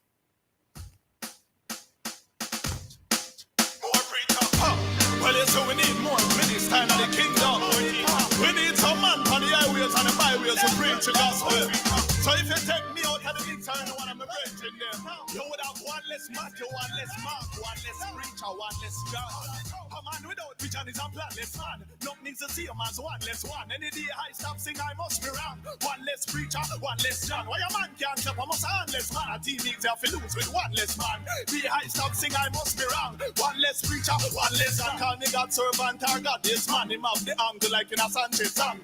One of us, conquest land. You have nothing at all if he's a godless man. A big discount is one less brand. A broke pocket man is a grandless man. A man who love God is a godless man. And a man who serve God no be angry. Man without vision is a planless man. Nothing needs to see him as one less one. Any day I stop sing, I must be wrong. One less preacher, one less John. Why a man can't clap, I must handless man. A team needs to lose with one less man. Day I stop sing, I must be wrong. One less preacher, one less John. My testimony is a confess song. While blessed journey is a godless song. A half-key song is a songless song. But me rather sing that than a godless one. A contest me or a contest God. The good or bad to a contestant. If you're dead in your sins and no confess one, hell torment you more than answers. Man without vision, planless man. Nothing needs to see him as one less one. Any day I stop sing, I must be wrong. One less preacher, one less John. Why a man can't stop, I must handless man. Team needs to lose with one less man. Day The high stop sing, I wrong. One less preacher, one less John. How who make God a one a man question? And me now say it's a bad question. Was Jesus the Christ, was John question? And there's a lot more than one question. Suppose judgment day, this a God question. Did you make hungry? One less man. Did you try and shelter the landless man? Will you be able to stand up your standless man? Man without vision is a planless man. Nothing is the same as one less one. Any day I stop sing, I must be wrong. One less preacher, one less John. Why a man can't stop, I must handless man. A teenager have to lose with one less man. The I stop sing, I must be wrong. One less preacher, one less John. Call me God servant or God, yes man. Him have the angle like in a Sanchez. And you could have won no house, conquest land. You have nothing at all if it's a godless man. A big discount is one less grand. A broke pocket man is a grandless man. A man will love God is a godless man. And a man will serve God of the address.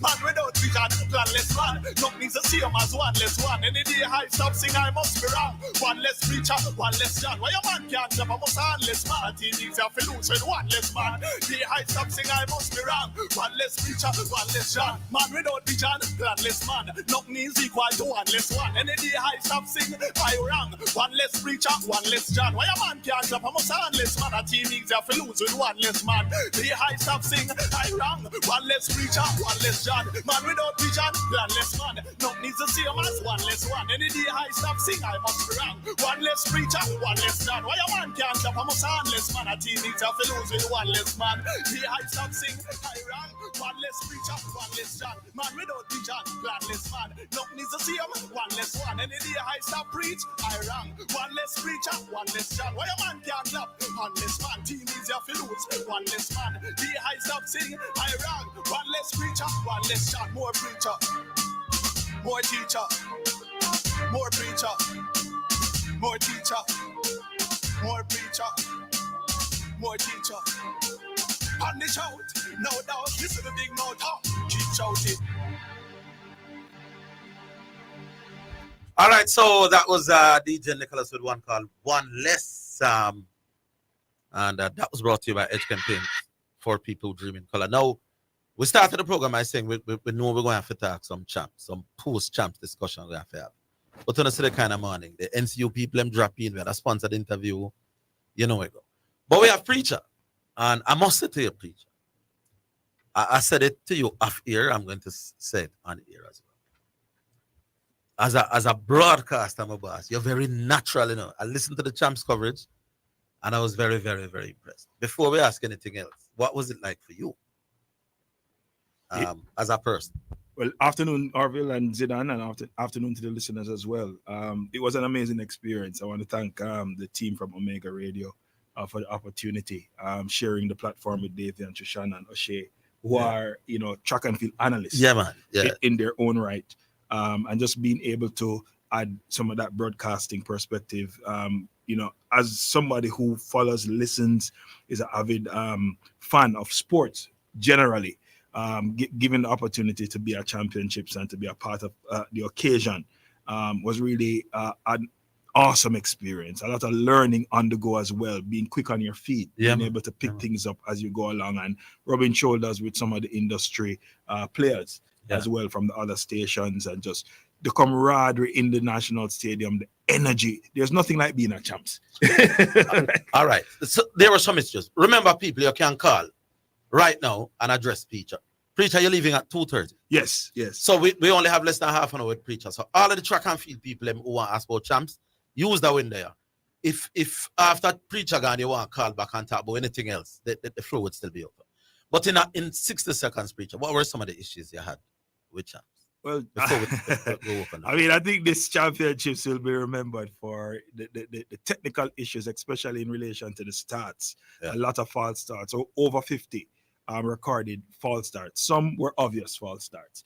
Others were quite controversial, especially as it related to one false start in particular, where an athlete was adjudged to have false started after the race had concluded. It's rubbish. Which is something that we have not seen before. Nowhere in the world. So that affected the young man from Calabar, Jamal Stevenson, after the Class 1 100-meter semifinal. Later, we found out that Calabar launched a protest and he was reinstated, but he was not allowed to run. He was reinstated in a race that didn't run. He was reinstated for the finals, not allowed to run. information coming to us that World Athletics got involved, and they indicated that once the event was run, which was the finals, and the medals, the award ceremony was completed, then that is the completion of that exercise. He was given 1 point by virtue of the fact that his time in the semifinals was deemed as a legal time because his false start was overturned. That was very controversial and created a lot of issues on the day. All right. So we'll open the lines. If anybody wants to ask some track and field questions, remember, we only have preacher for less than half an hour. Hello. Hello.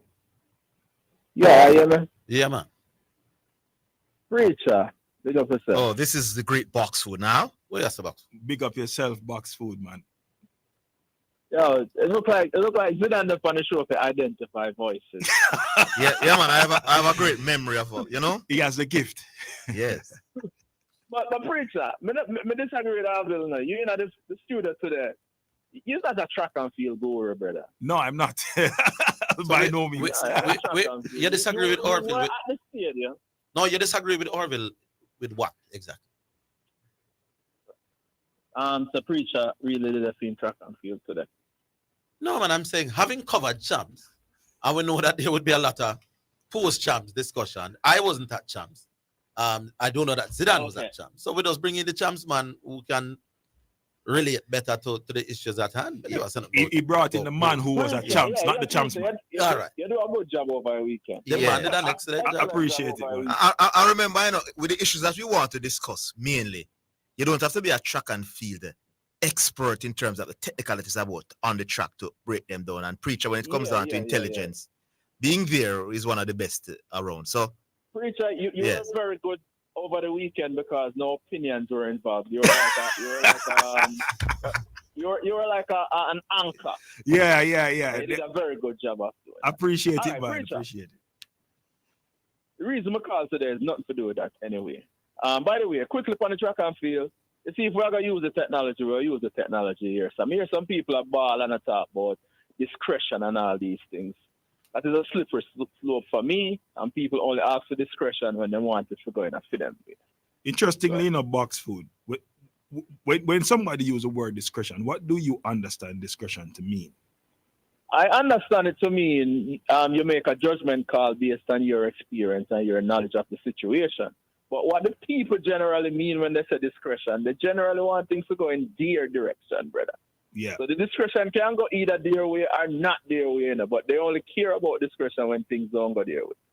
Yeah, I think the argument about discretion is one that does not take into consideration that track and field in particular has clear guidelines and rules in terms of the start, what is a false start vis-a-vis what is a faulty start, the parameters in which a green card can be issued and a red card can be issued to the field, and how starters are involved in that process. Discretion suggests, and the way, as you said, people are using discretion, suggests that they want, if a big athlete is in a race and the big athlete has false started, and it is something that the stands is not happy about by and large, that the starters should use their quote-unquote discretion to reinstate the big athlete. But you can't have discretion just for starters. Because a big athlete will come to watch. The discretion cannot be based on how big or how small. I personally think you should just stick to the rules. Use the rules and use the technology. The discretion can only be for some other things. Whether or not is this a great, it can be emphatically said the person false start. If that area is great, because sometimes false starting to me now seems like it's great. And I heard Mr. twitched Watts this as morning opposed to move, on another for show. example. Yeah. I heard Mr. Watts this morning on another show, and what he implied to me was that the meet organizers can come together and decide that within this margin of error, we can look the other way, or we can decide that there's not a false start looking at the equipment. I heard that too. In my opinion, that wouldn't be discretion. That would be basically setting some neat rules for this rule, and then we go by it. That wouldn't be discretion. Spot on. But you didn't want to talk about discretion, though. No. You're in the studio today, and I respect your NFL knowledge more than most. We'd call the show or whatever. you remember the plight of the black quarterback over the years in the NFL, right? Yeah, man. I mean, much maligned black quarterback. Much maligned. Very few quarterbacks at the starting quarterbacks were black. I mean, we had the Cunninghams back in the day, but not many would have gotten a starting position. Hold on the box food. We're right at the break. We'll come back and get a few.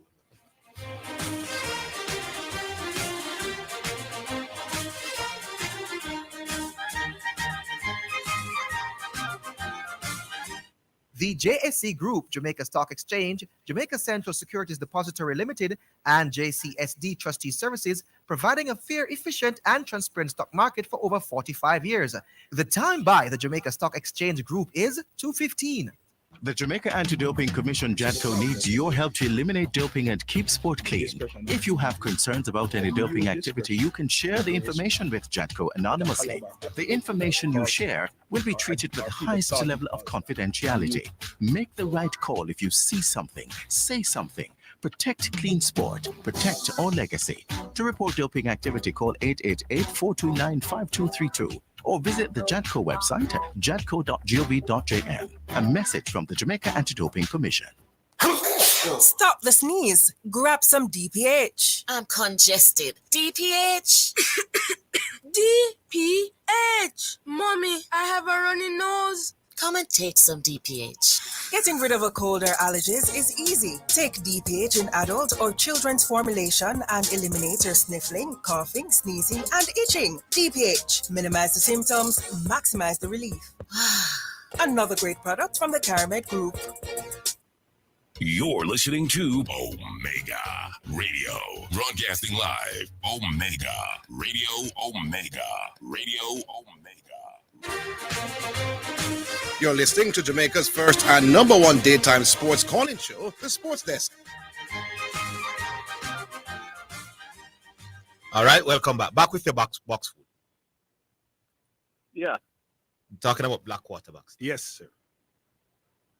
Yeah, so Preacher, you said was, but we can all agree that right now we have a very good crop of quarterbacks that are black. Yes, sir. Yes, sir. Lamar and, Jackson, Patrick Mahomes, Jaden Daniels, Jalen Hurts, Kyler Murray, Dak Prescott.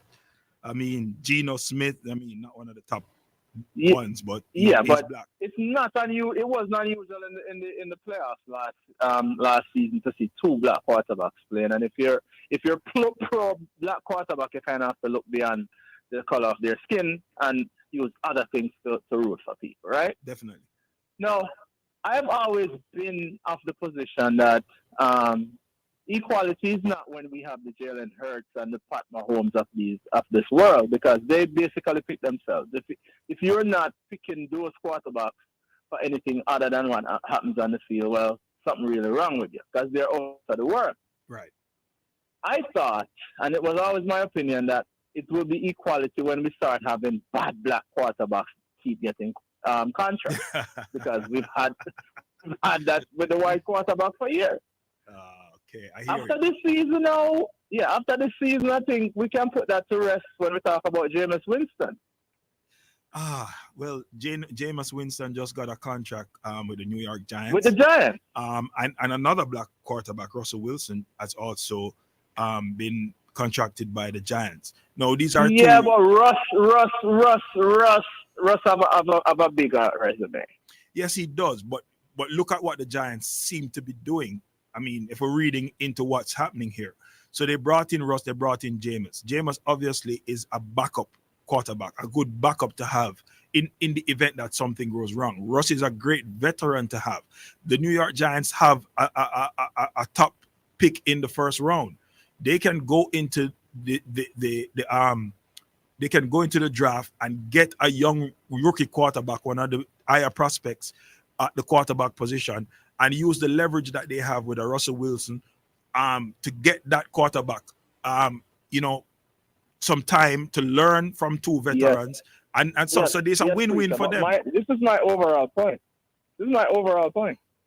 25 years ago, a black quarterback with 19 interceptions and 20 touchdowns over the last would not get a job on an NFL. Would not get a job on an NFL roster. Well, 25 years ago, a black quarterback could not find himself having 19 interceptions and 20 touchdowns. He wouldn't. He wouldn't be playing. He wouldn't even be playing.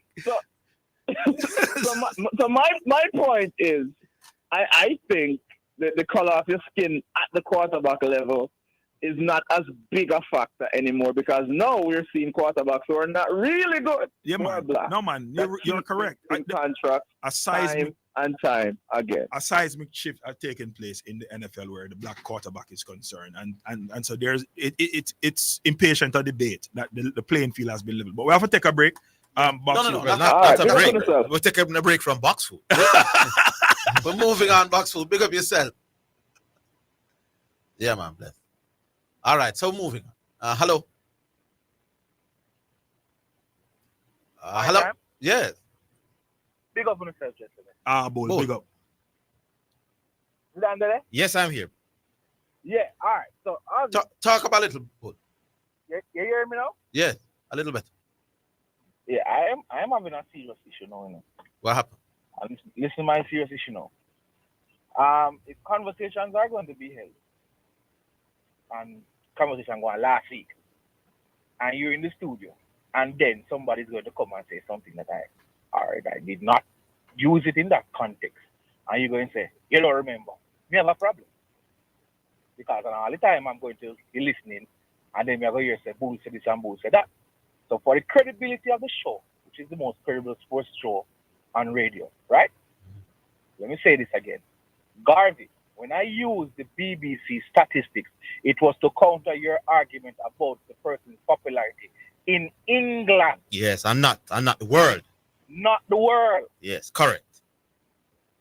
What did Garvey say yesterday? Again, when I used the BBC that says that 6.9 million persons, even before I dropped the statistic, I said, where is the BBC located?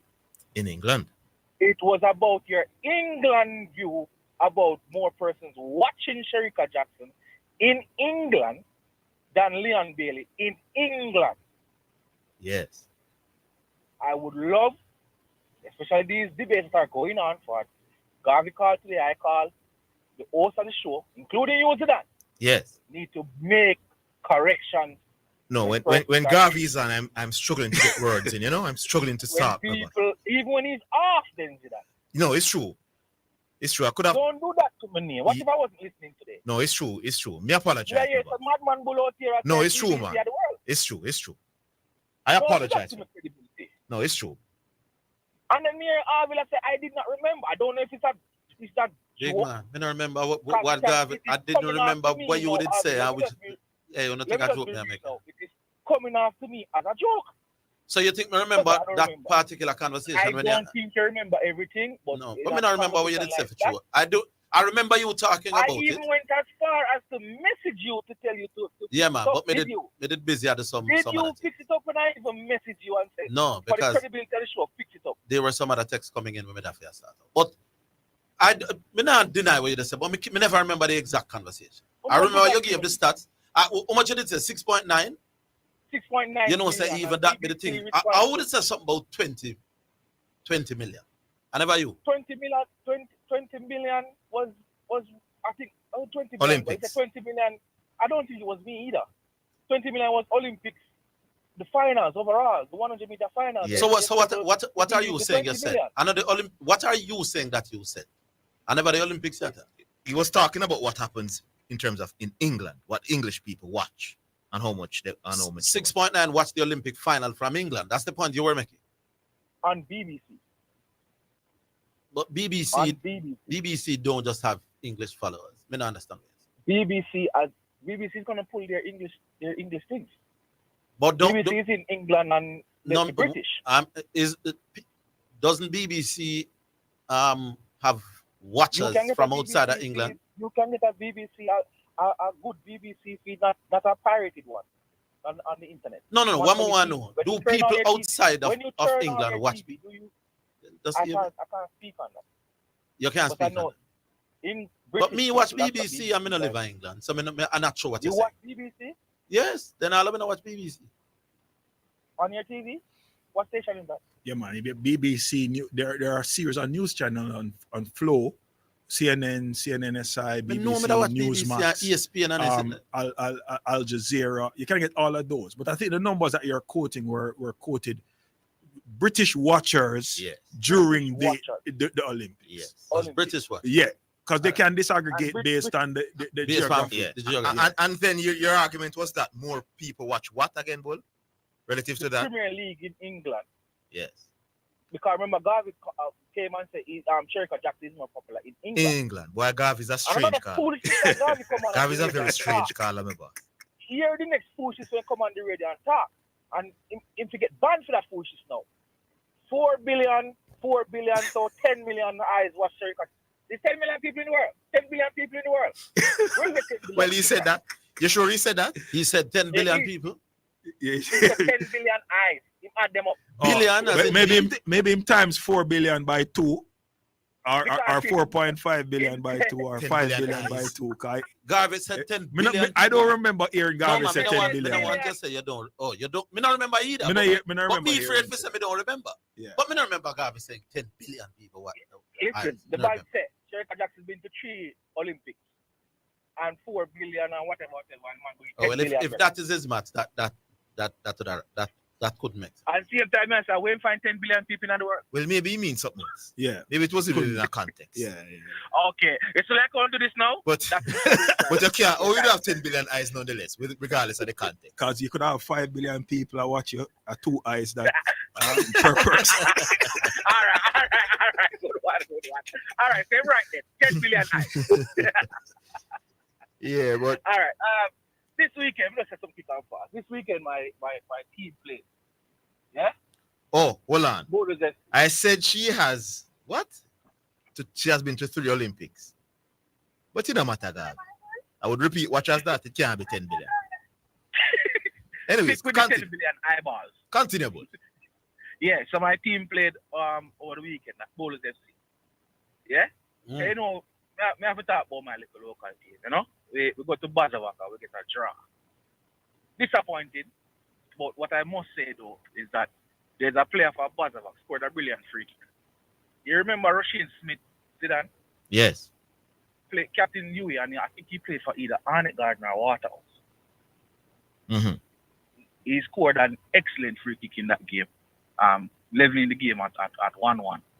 Now the league standing now is tight.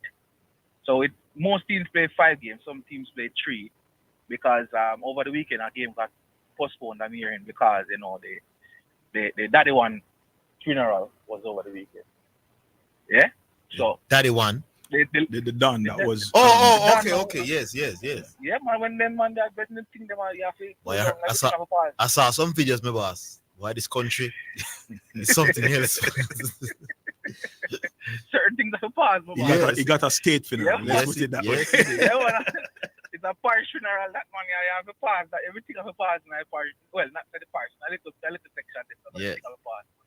All right. So as I said, the table is not a true reflection because not all the teams have played. There are 5 games. You understand? So all about United, a newly promoted team, is leading right now with 11. And then you have and the team below them, which is trying to remember, but they're on 9, and then there is a bunch of teams on 8, including Borders, got straight down to 4th. Mm-hmm. So it is a keenly contested battle going on in St. Catherine right now, and I'm calling on everyone in the whole Harbour area. We've been to get the car back for the duration of the week. Persons in the whole Harbour area, come watch Borders football team. We're playing this Saturday against Cedar Grove from Portmore. Yes. Yeah. So we're playing in Old Harbour. And we're opening back the bowlers venue. We're trying to get the bowlers venue, the old bowlers venue, right beside Eyebrow. Persons in and around the whole about maybe as far as Maypen would know that venue there, right beside Eyebrow there. So we're trying to open it back and get the game there. You understand? Mm-hmm. So we want it full to the rafters and come look at some really, really good talent. And I'm giving you again, Zidane, I'm going to give you another player to watch. He plays for Veer. His name is Deshane Dennis. He's 16-year-old. He plays at right back. He's probably going to be one of the best young right backs playing in the DeCosta Cup. Yeah, he's playing Major League Football right now, Zidane, and he does not look an inch. Oh, he plays for Veer's football school. No, he plays for Veer football. Yeah, because they say Veer and then yeah, so he plays for us, Bulls FC, and Veer High School, and he plays for Veer High School. Okay, he's going to be a really, really good one to look out for in the Costa Cup. Well, maybe Veer not go far, but just go watch. Yeah, man, I will be looking out for it. Yeah, man, look out for him. Really, really good. He's played, as I said before, he's played Major League now. Yeah. With big man, and he don't look out for him. Bull, the break come, so we're going to leave it. Big up here, sir. No problem. Yeah. Big up. We take a break. Yeah, well.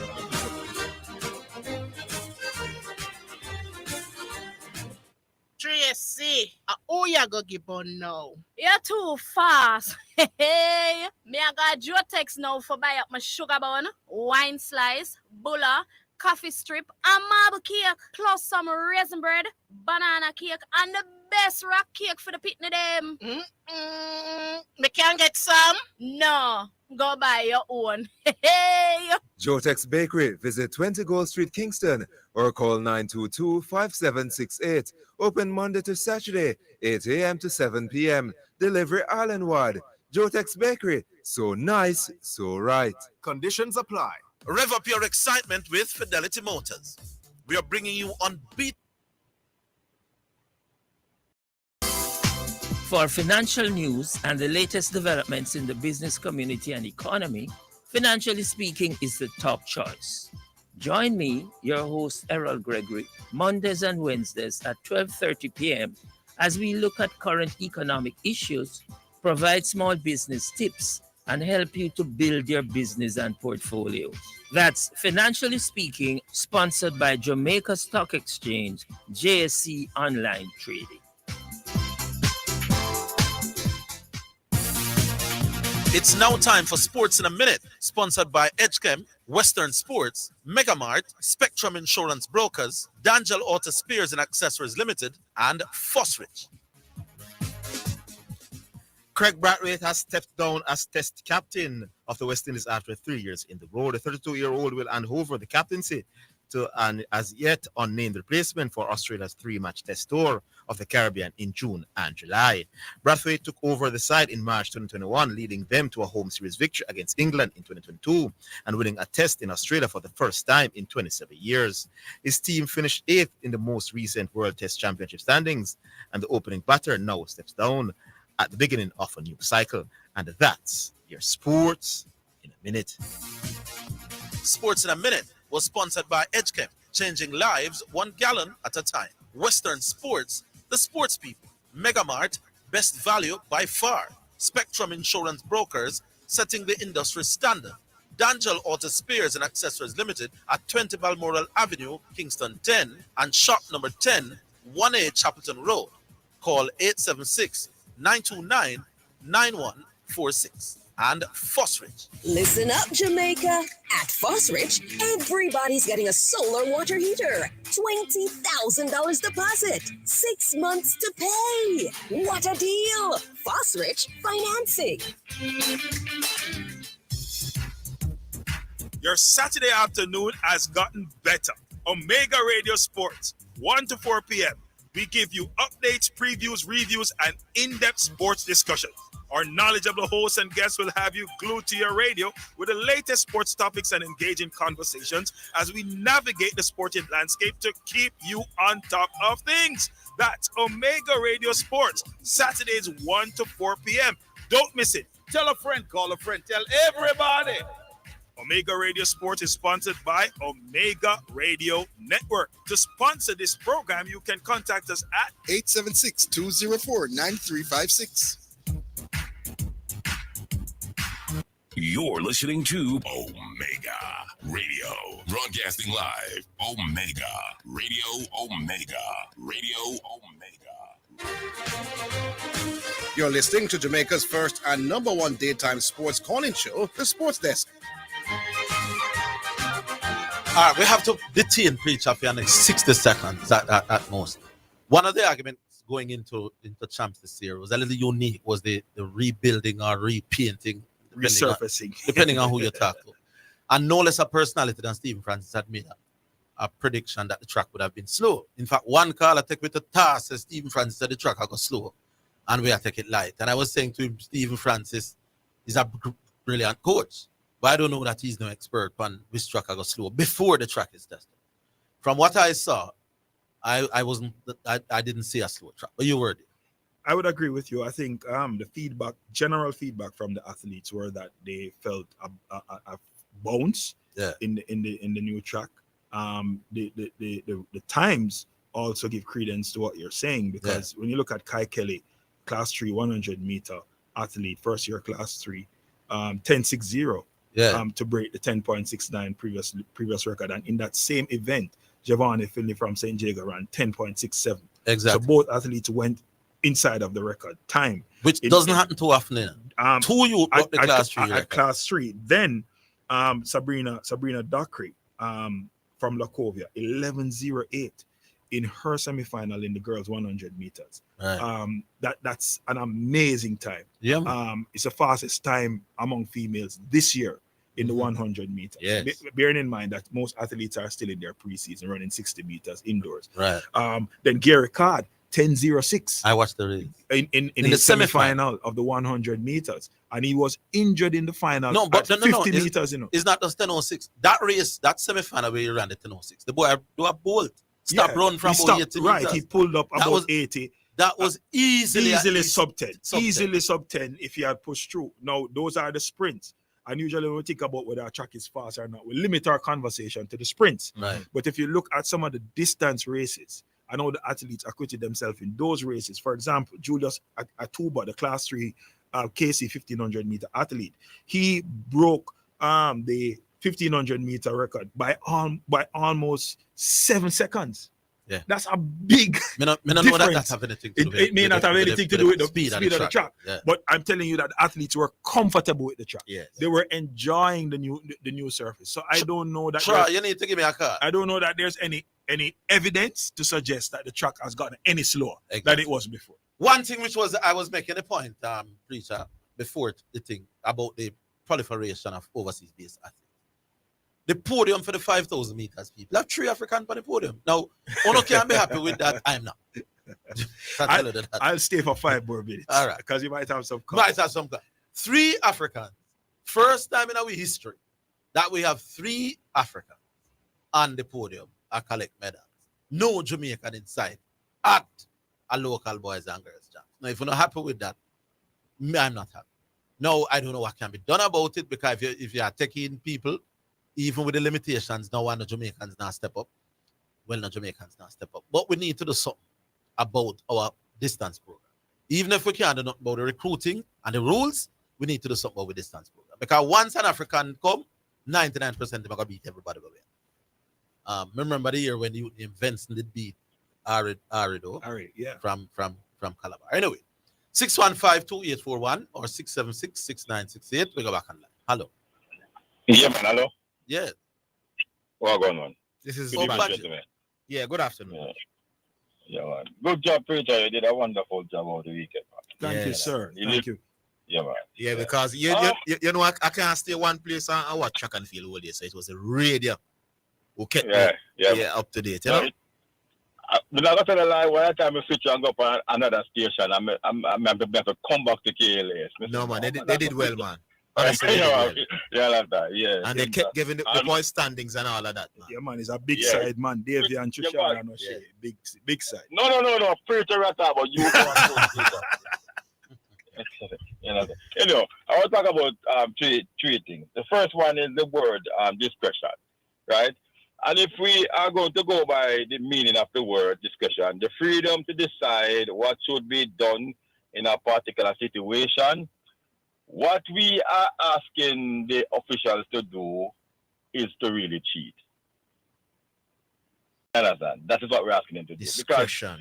Because if you, if you should carry it over into football and to say the man is outside, yes or no, but the official can. No. But, nobody's asking for the discretion with offside. Offside is a line card. So no. What? And the same thing with false start. False start is either you false start or you don't false start. You understand? For the local knowledge that I am going to apply now with the equipment now, right?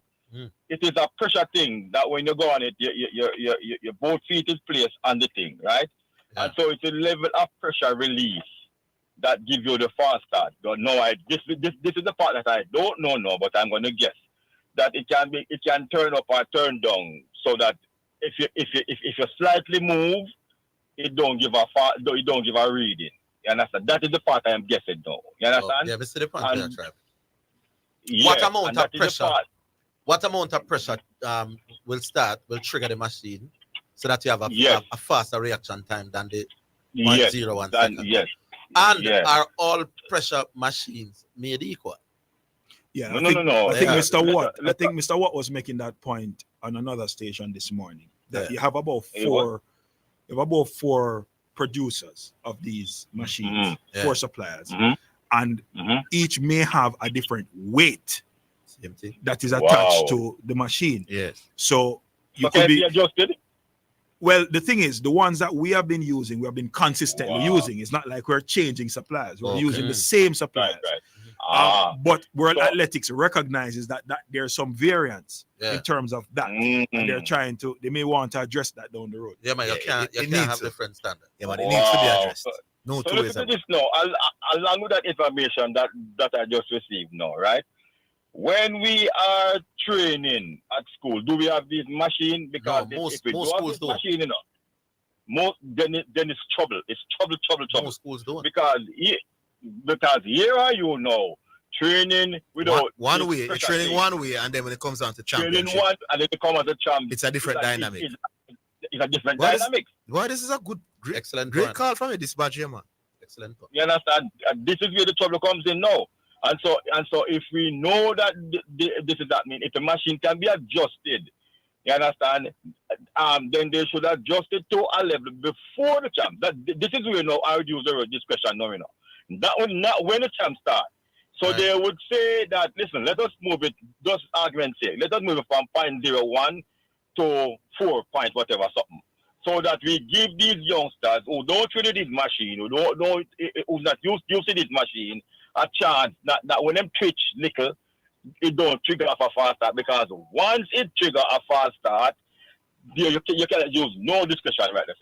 You understand? You're going to ask the persons to cheat, because once it reaches that there's a fast start from Orville Higgins, you cannot then look at it and say, but we are going to put him back. If the machines, because false starting really means your reaction time is quicker than what is allowed. And quicker than the gun. Thank you.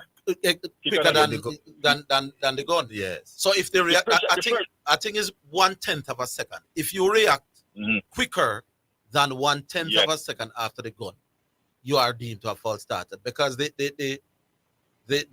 theory is that from the gun goes fire, it takes longer than 1/10 of a second for the human ear to hear, and then for you to react. So can that be adjusted? Because that is the partner, No, can what be adjusted though? The pressure releasing from the starting block.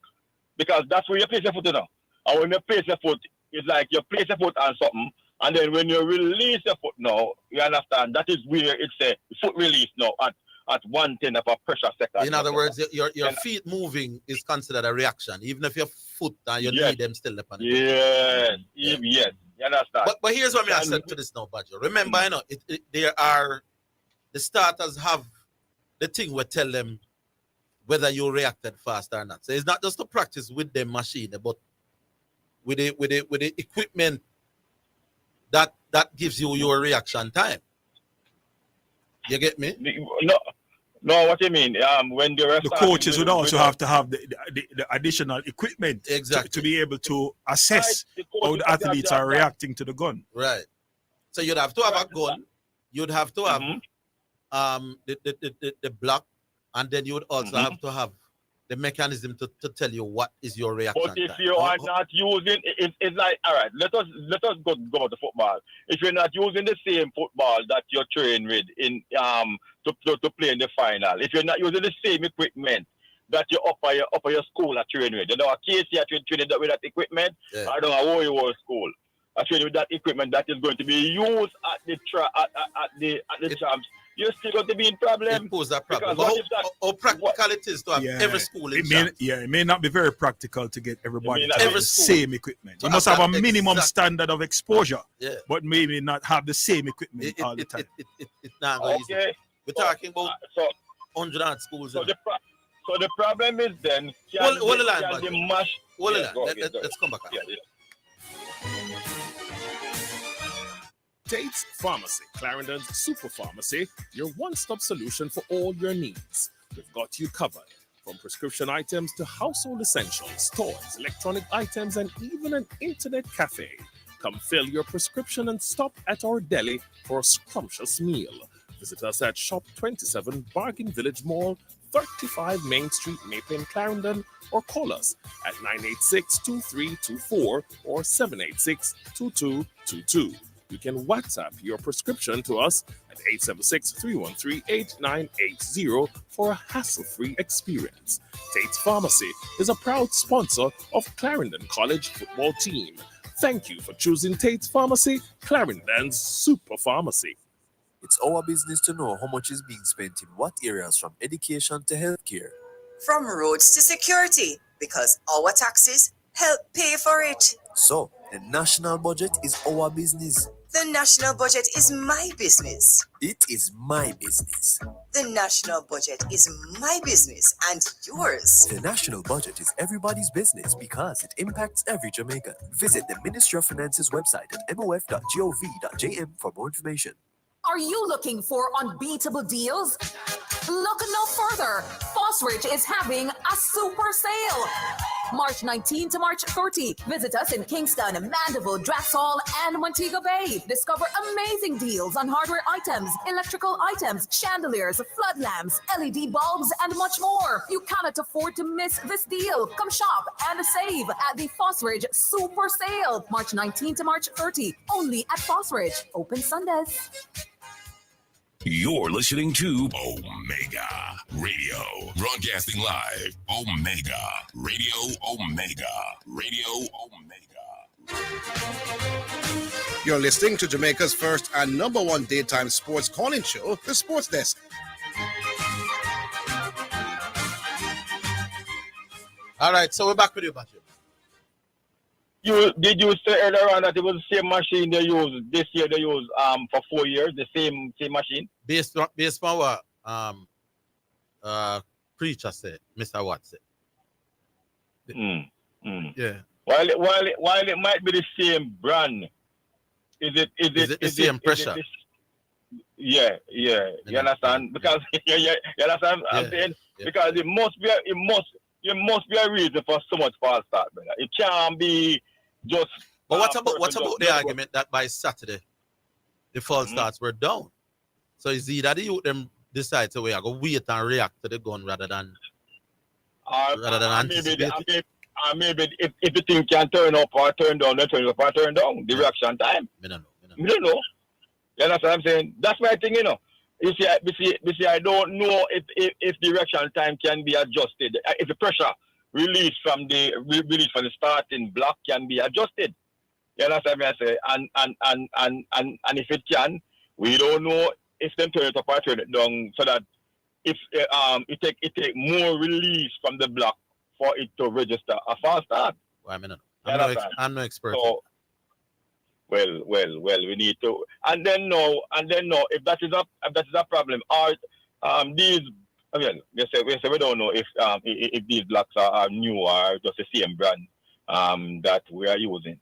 Do we need to use these blocks at the amateur thing? Why, you understand? Yeah. Do we need to use these kind of fancy block at our boys and girls? We know, so we want to, put on a spectacle, and we're doing this for the world to see and so on. But aren't we putting our own athletes and youngsters, amateur, we have no dream of being no real superstar. They just want them school to win. Well, it's pretty much across the board doing a badge in terms of cricket and football. Don't they get as close to what international standard is as possible across all sports? Now we putting our youngster under pressure to indoor sports. You understand? So to say it's the same thing in cricket and football. Are we putting them under pressure in that too? No, but when they are just here's one of the things to that. Jamaica is certainly when it comes to the sprints, Jamaica has been doing better than 99% of the country in the world. And one of the arguments for that is that the athletes are being prepared from they were teenagers to function at the world level, and part of the function is learning how to deal with false and learning how to deal with that. Right. And people will argue that it's that the champs training where we put the youth them through in terms of starting is one of the reasons why our sprinters start well and do well when them hit the international. Well, let's see. All right, I want to do all three today, so let me do the next one. Then this playing at your best argument, I think it's much to do about nothing, because what is this playing at your best? No man. Because if you go ahead. No man, continue. No, answer the question. Because no one can deny if we use Leon Bailey playing at his best, then he's and his best is not going to be for Jamaica. It's going to be for Genk and Brian Labour and Aston Villa. And if we look at that and say if Leon Bailey come here and play at his best, then I can tell you that no Jamaican is going to be better than Leon Bailey. Yeah, I think I agree with you, man. So it's much to do about nothing. But I think the argument is that I was saying that I think we have more talent overall to choose from, a wider. Yeah, you understand, and that's what the point I was making. So you trick Montreal then? No, I'm not tricking. Sure.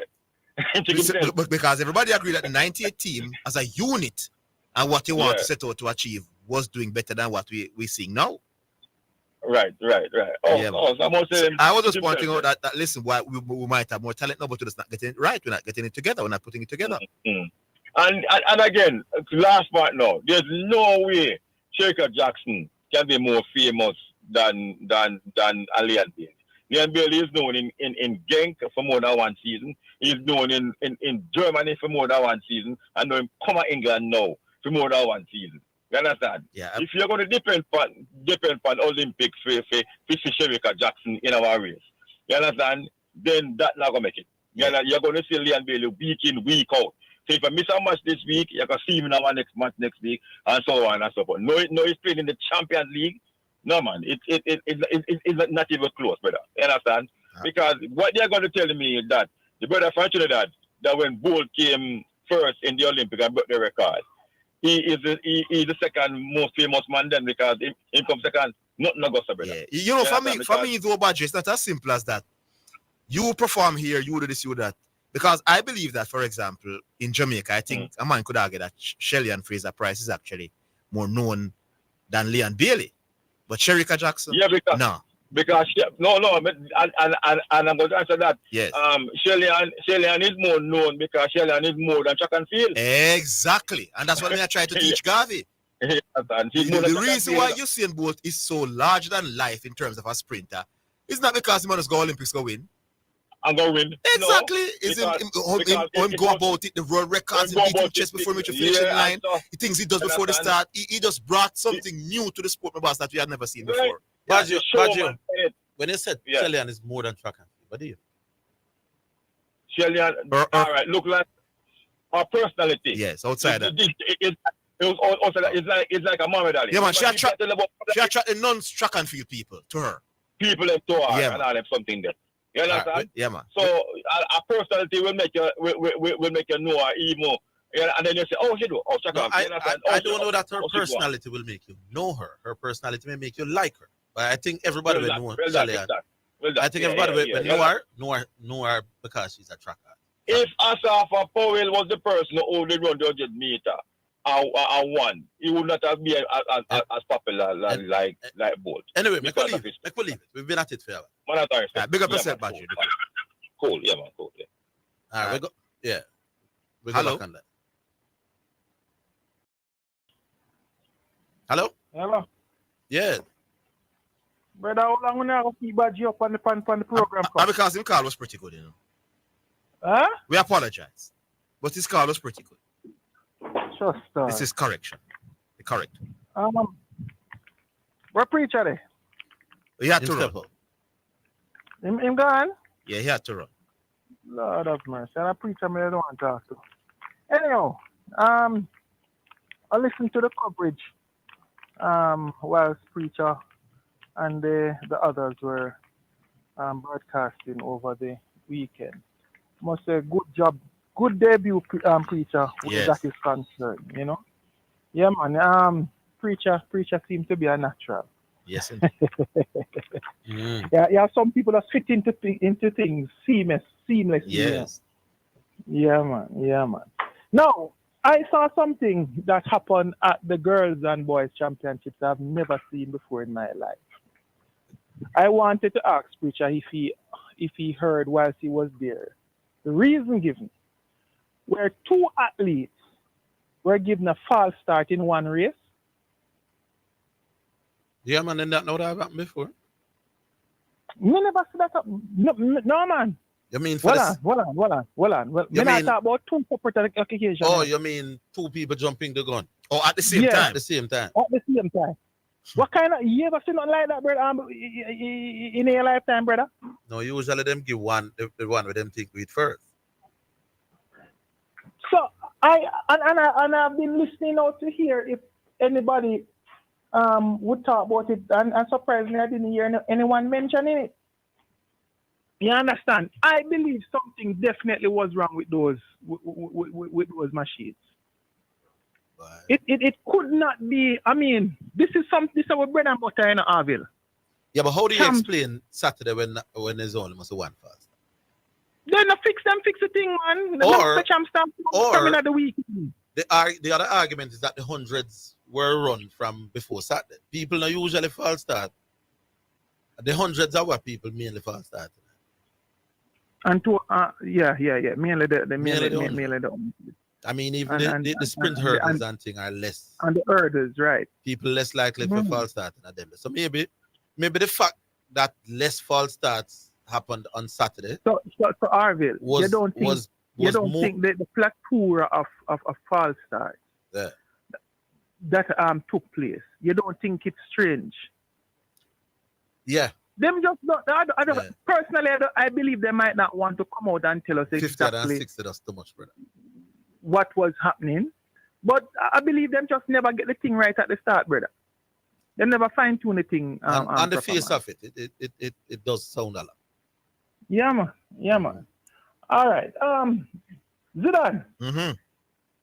You watch a fight last night with Phoenix and Rockets, or Detroit and Minnesota? No, man, that wasn't a fight. That was a beatdown. Phoenix and Rockets was a beatdown. I'm talking about Detroit. The fist fight. Yes, man, aside. All coaches. Yes. Coaches get involved. Now, the coaches are peacemakers, but my. Yes. When the season last night, I said, what's going on in the NBA? Yes. What's really going on here? Yeah, man. It was something. But I was looking at ESPN NBA analytics, and they were stating that the Houston Rockets and the LA Lakers are the two hardest remaining schedule on paper. Yeah, right. But I will tell you, and from the time that I gave my prediction, I heard a few persons coming out to say that the Rockets would not hold on the number 2 spot. Brother, me tell you, the only reason why I give Lakers to. But didn't you have Rockets as slipping as well? Eh? Didn't you have them as slipping down the standing as well? No, man, I had them finishing second. Go back, remember, you have the tape in the man. Go back, go look for me. My prediction, I have Rockets finishing second. And remember, so when I come off, a few people come lick me and say Rockets now hold on second spot, Yes. So, and then you have them to do what now when they play?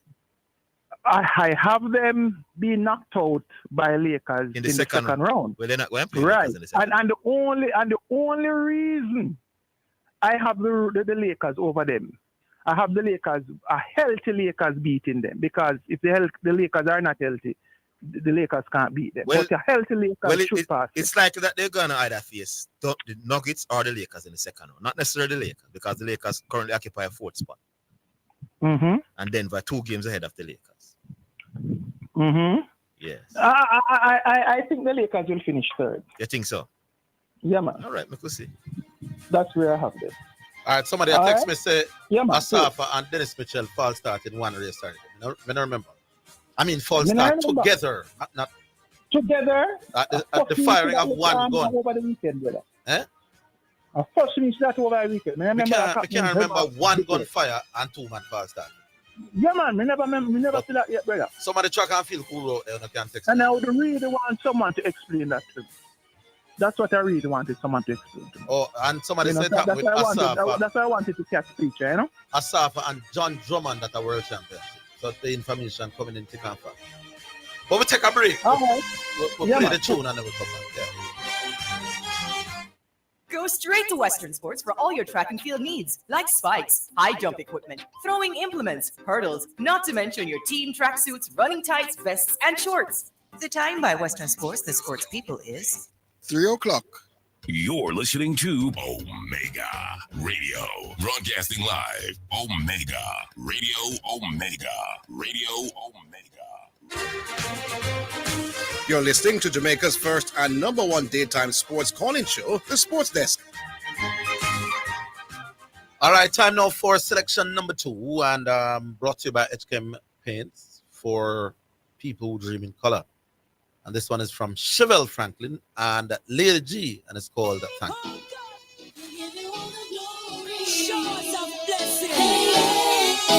All the praises we can.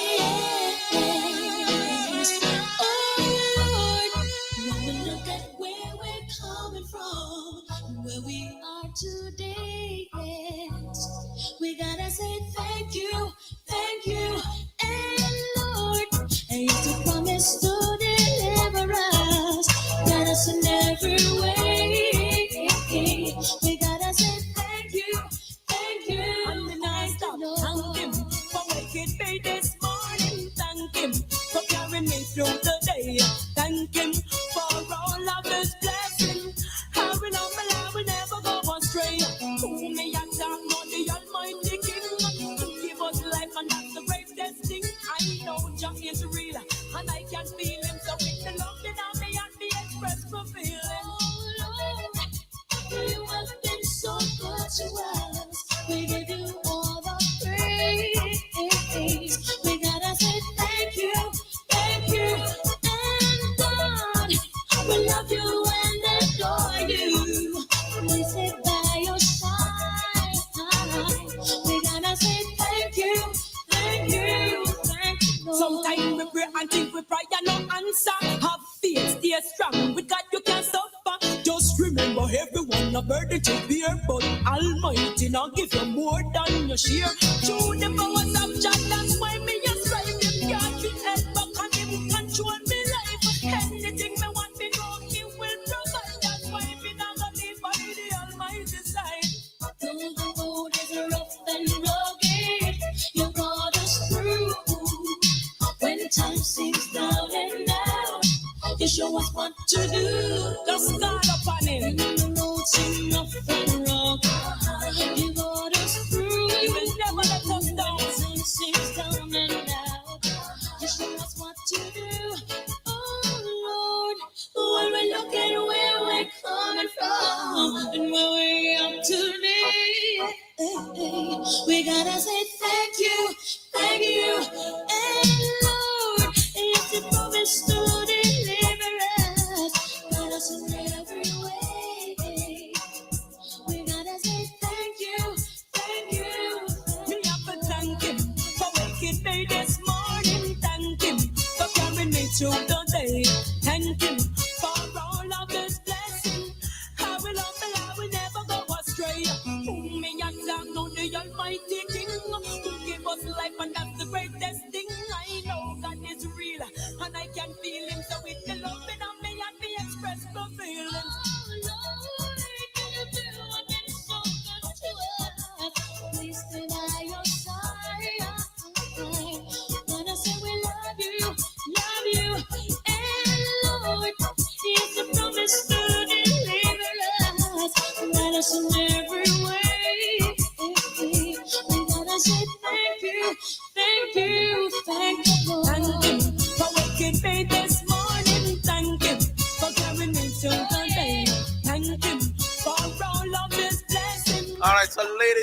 and Chevelle Franklin says, thank you.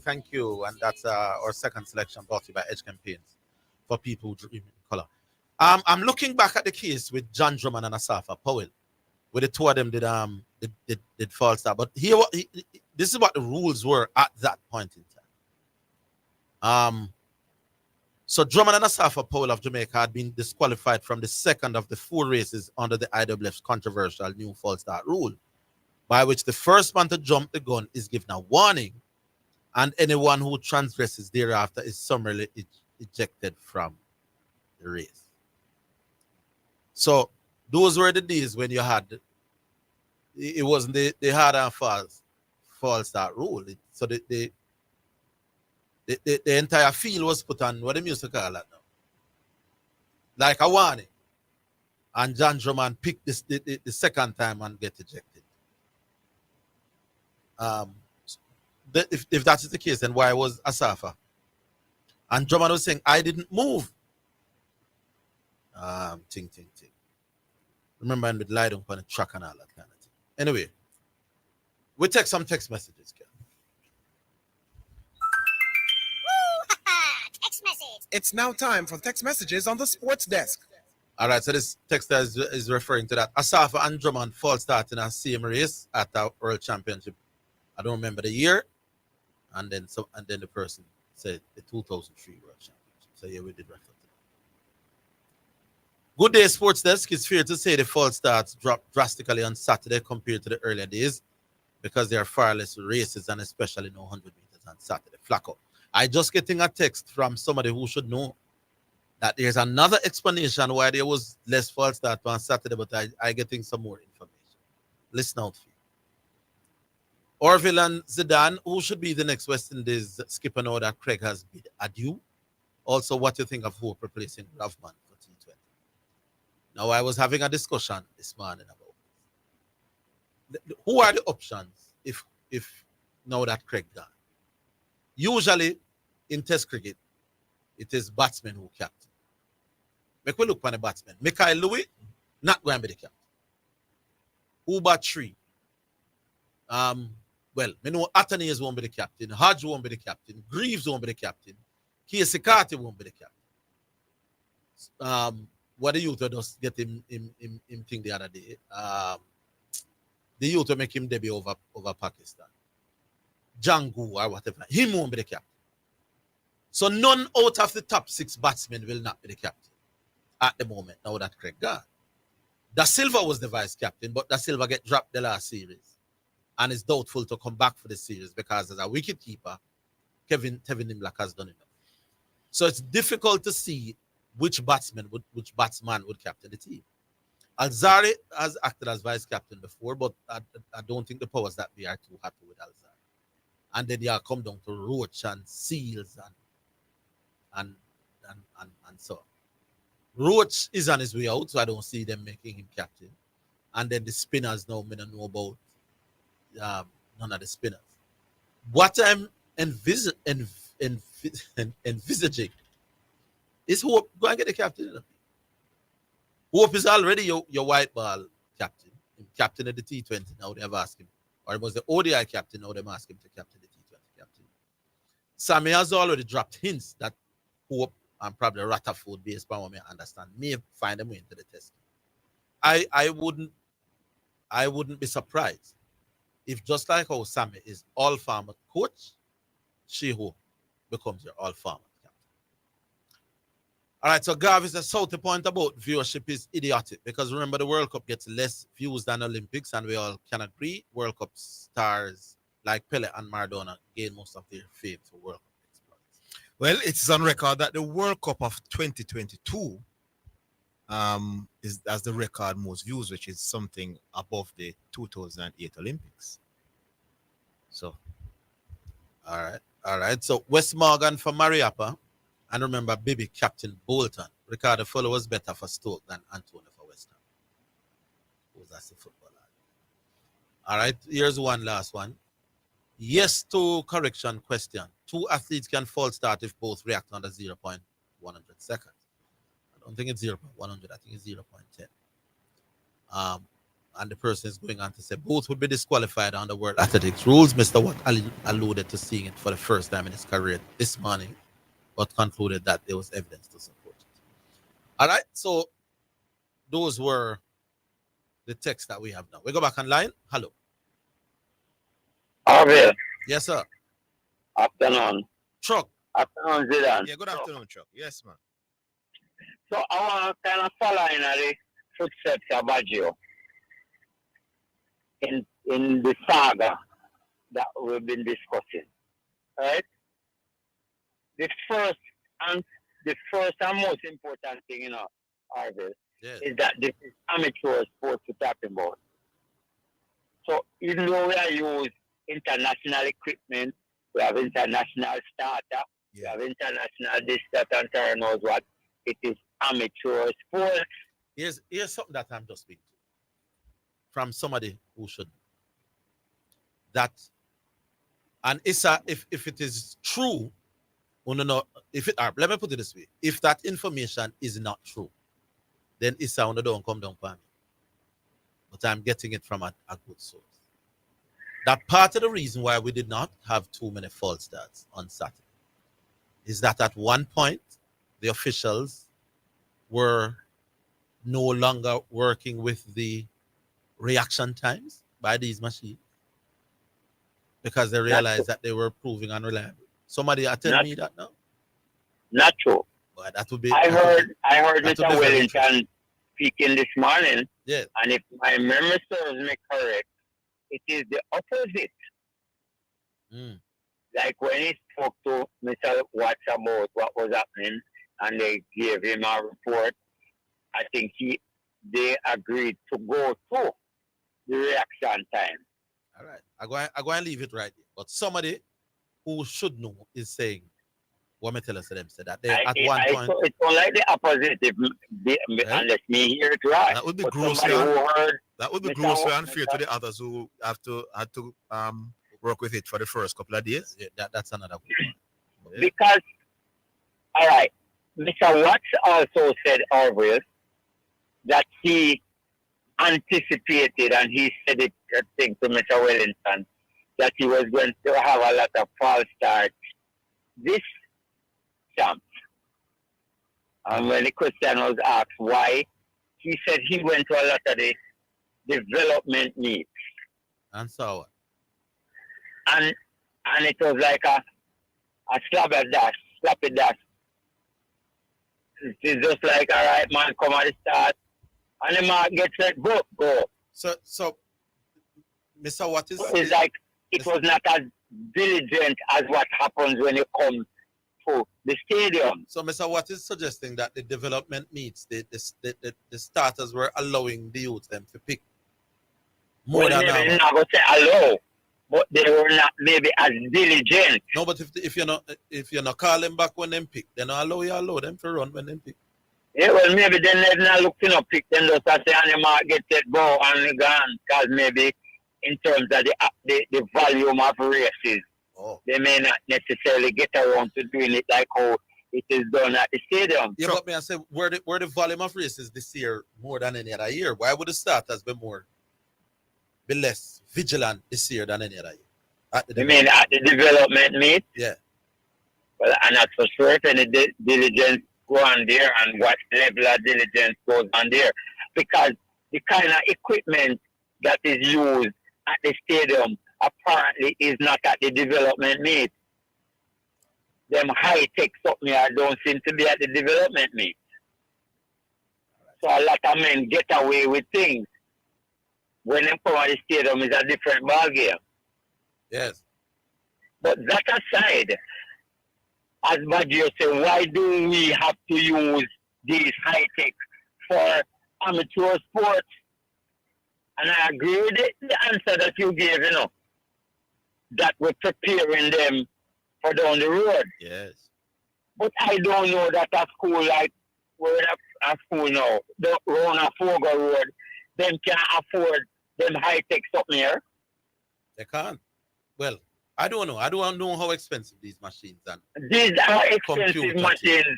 I don't know how much them cost. These are expensive starting blocks, I can tell you, Orville. Yeah. And I'm saying to you, like what you was making the point, we are trained in a substandard material, tools, whatever. But when we come at the stadium, a first class, it not gonna work. Yeah. It is good. You're going to find a level of frustration. How about us reacting to the gun? Wait till the gun goes up. Bow. Yes. Yeah, but Orville, the thing that I've for years I've seen is ridiculous. Is this reaction time? Hold the line. Hold the line.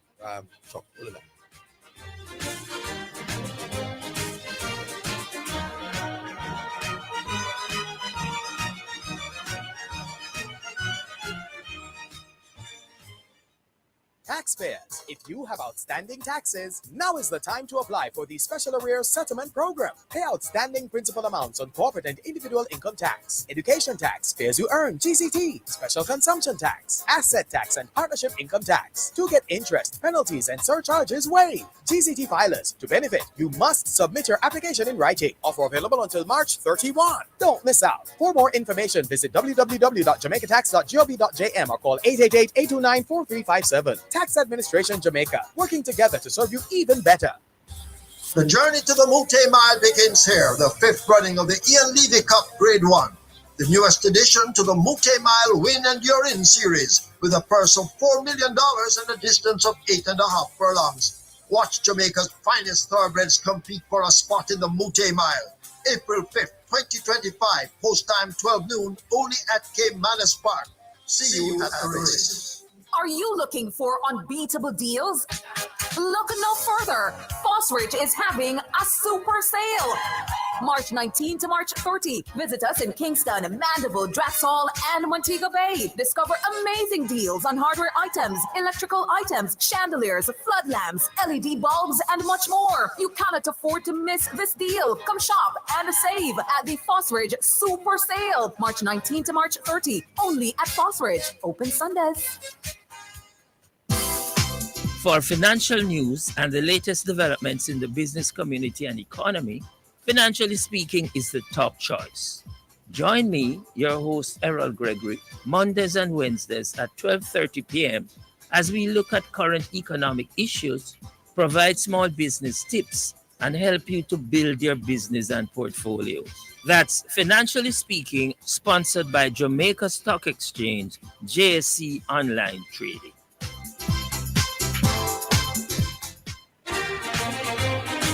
You're listening to Jamaica's first and number one daytime sports calling show, The Sports Desk.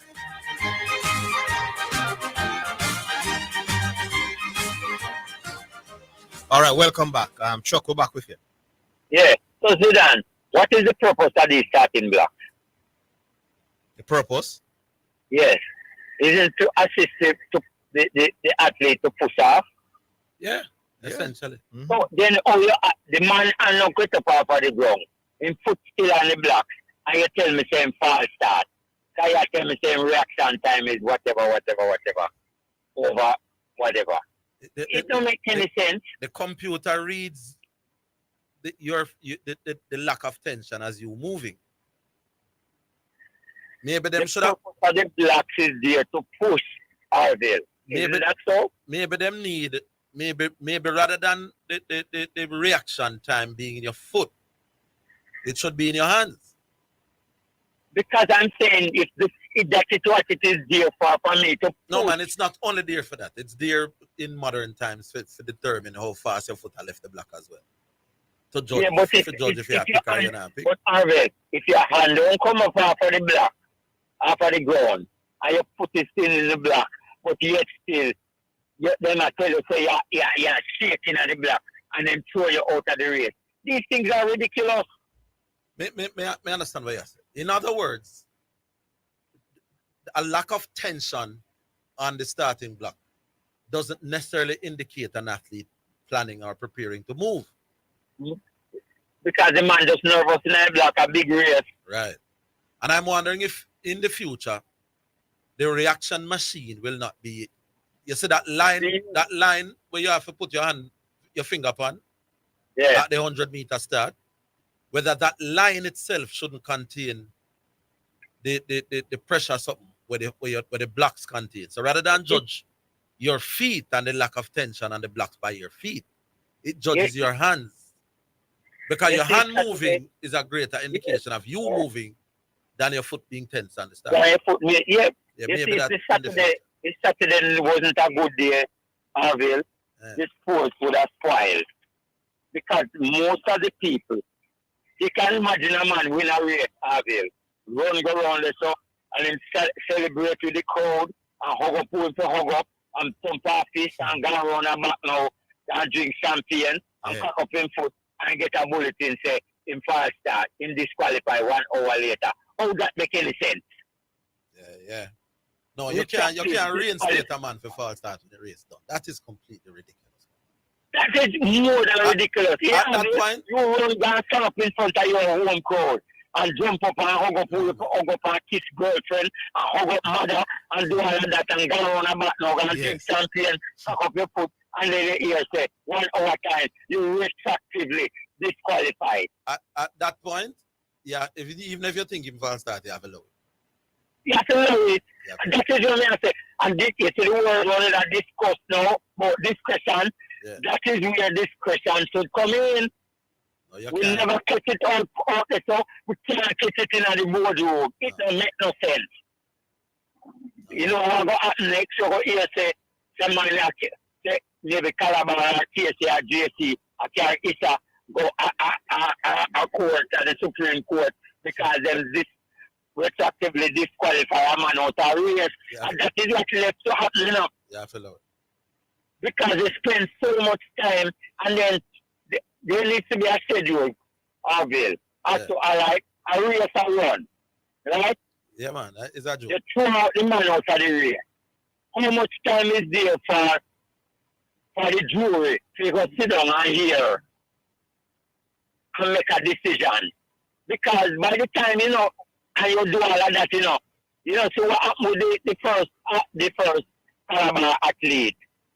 World Athletics tell them say you can't do nothing. No, man, you can't do it. In no other sport would that be allowed? Man, get all the medal and gun in yard. No, man, you can't. And you just so there must be a timeline. Me can't make 100 in a cricket, and then the umpire retroactively say, say you did out when you're gone 60. Yeah, I let you run one shot.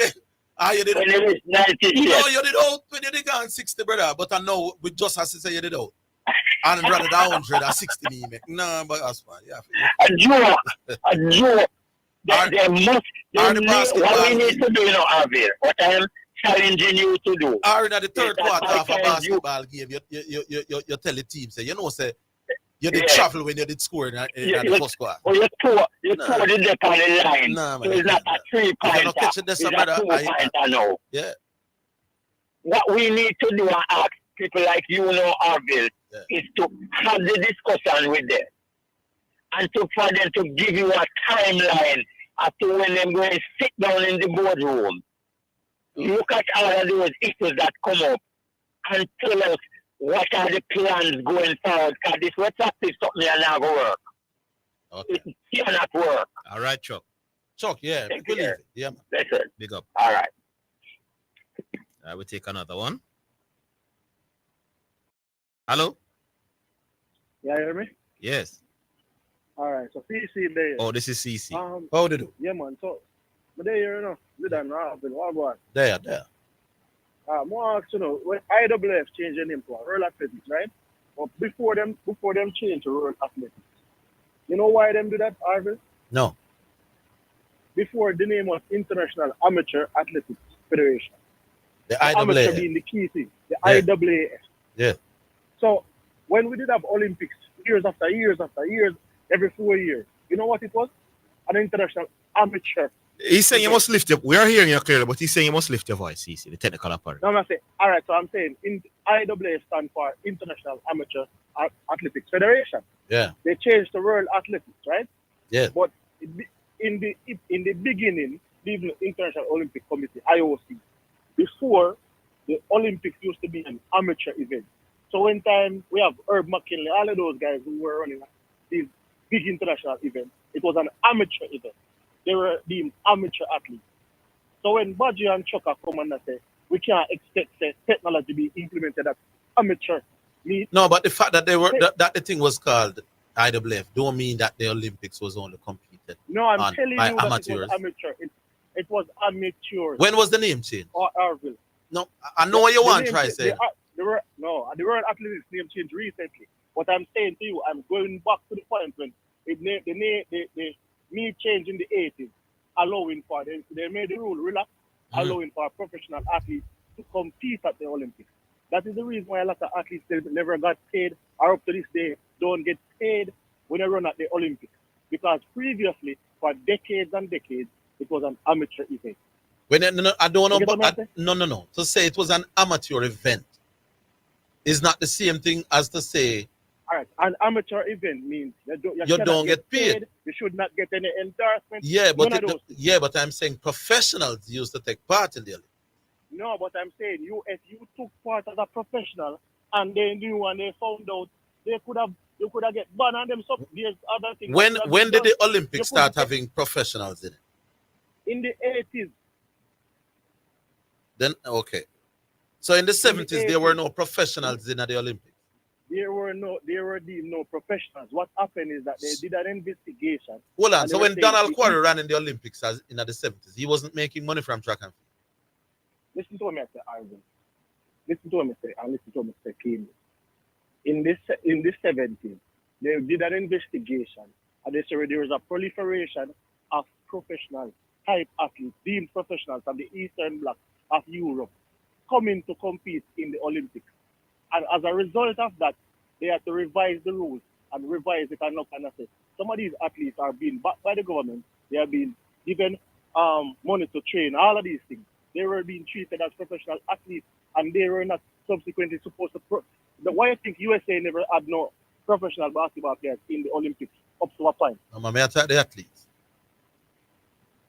No, I'm saying the runners. It was across the sports. So you're saying in the 70s, hold on, man. You're saying in this, but I want to understand what you're saying. You're saying in the 70s, there was nobody at the Olympics who was making money from sports? It was deemed that at the Olympic in 1970 Olympics, it was deemed everybody was an amateur. Nobody was making money from running at the Olympics. I'm reading something. Originally, the Olympics were restricted to amateur athletes only. However, around the 1970s, which is the period I mentioned, the International Olympics Committee relaxed its policies, allowing professional athletes to compete in most of the sports. And by the 1988 Games, the IOC made all professional athletes eligible to compete in the Olympics. So by the 1970s, the IOC had relaxed its policies. I am saying that Donald Quarry in 1976, my boss, was a professional athlete. But the Orville, I just said Herb McKinley. I give you names. 1948, 1952, 1956, 1960, 1964, 1968. Jesus, let me not agree with you, my boss. I was questioning the 70s, not the 50s. But let me try. What I was trying to get you to understand, Badgie and Chuck them to understand, is that starting pistols did not originate in 1976. Or when did we start using starting blocks? We started in 1948. Yeah, but I think they're coming from the standpoint of the age group because, for example, you know that 14-year-olds run at champs. So I think when they talk about amateurs, they're talking about the how young these little school children are. I think they're coming from that standpoint. Listen, you can't think where I'm gonna come from in Zidane. You just know where I'm gonna come from when you come and say amateur, you know. Just give. Yeah, man, when they say amateurs, they're talking about the youthfulness of the athletes, man. But you have athletes who are 16 who are getting paid, Zidane. Okay. You have athletes who are 16 who are getting paid, you know. So are those athletes amateur? Because they're 16 years old. Me understand them argument from a humanitarian standpoint. All right, so let me put it next. You know, when a 14-year-old train all season, the training is the most toughest training you can find in sport that I know of is track and field, my boss. And to come on one like a glitch, and they can't compete, my boss. It's rough. So all right, the thing about it is. So me understand where they're coming from. There are smartphones, and then there are not so smart people using the smartphone. They have technology And then you have not so smart people using the technology. Are the people who, so we can bring them to technology alone and not blame the people utilizing the technology. The next thing remember, hold the line. You hear the break. You hear the thing. Come in.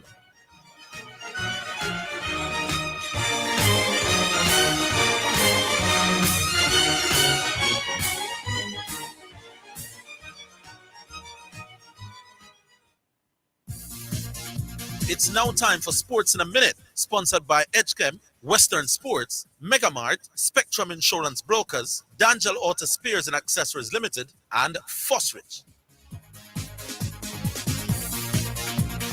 Manchester City striker Erling Haaland will see a specialist after suffering an ankle injury in Sunday's FA Cup win against Bournemouth, with the club expecting him to play again this season. The Norwegian was substituted in the 61st minute after scoring an equalizer, as City went on to beat the Cherries 2-1 and reach the semi-finals. The 24-year-old was later seen in a video on social media leaving the Etihad Stadium on crutches and with his left ankle in a protective boot. Not the Etihad Stadium, the game was played at Bournemouth. And that's your Sports in a Minute. Sports in a Minute was sponsored by Edgechem, changing lives 1 gallon at a time. Western Sports, the sports people. Megamart, best value by far. Spectrum Insurance Brokers, setting the industry standard. Dangel Auto Spares and Accessories Limited at 20 Balmoral Avenue, Kingston 10, and shop number 10, 1A Chapelton Road. Call 876-929-9146. And Fosrich. Listen up, Jamaica. At Fosrich, everybody's getting a solar water heater. $20,000 deposit. 6 months to pay. What a deal. Fosrich Financing. Need to spruce up those clothes or take a break from the washing? Then visit New Look Dry Cleaners and Launderers at 120 Red Hills Road, Kingston 19, or Shop 23 Manor Park Plaza for speedy service and the very best prices. Everything will look like new. Be part of the thousands of satisfied customers. Call 925-9464 or 931-1305. Get the best look at New Look. Stop the sneeze. Grab some DPH. I'm congested. DPH. DPH. Mommy, I have a runny nose. Come and take some DPH. Getting rid of a cold or allergies is easy. Take DPH in adult or children's formulation and eliminate your sniffling, coughing, sneezing, and itching. DPH. Minimize the symptoms, maximize the relief. Another great product from the Caramed Group. The journey to the multi-mile begins here, the 5th running of the Ian Levy Cup Grade 1, the newest addition to the multi-mile win and you're in series, with a purse of $4 million and a distance of 8.5 furlongs. Watch Jamaica's finest thoroughbreds compete for a spot in the multi-mile. April 5th, 2025, post time 12 noon, only at Cape Manus Park. See you at the races. You're listening to Jamaica's first and number one daytime sports calling show, The Sports Desk.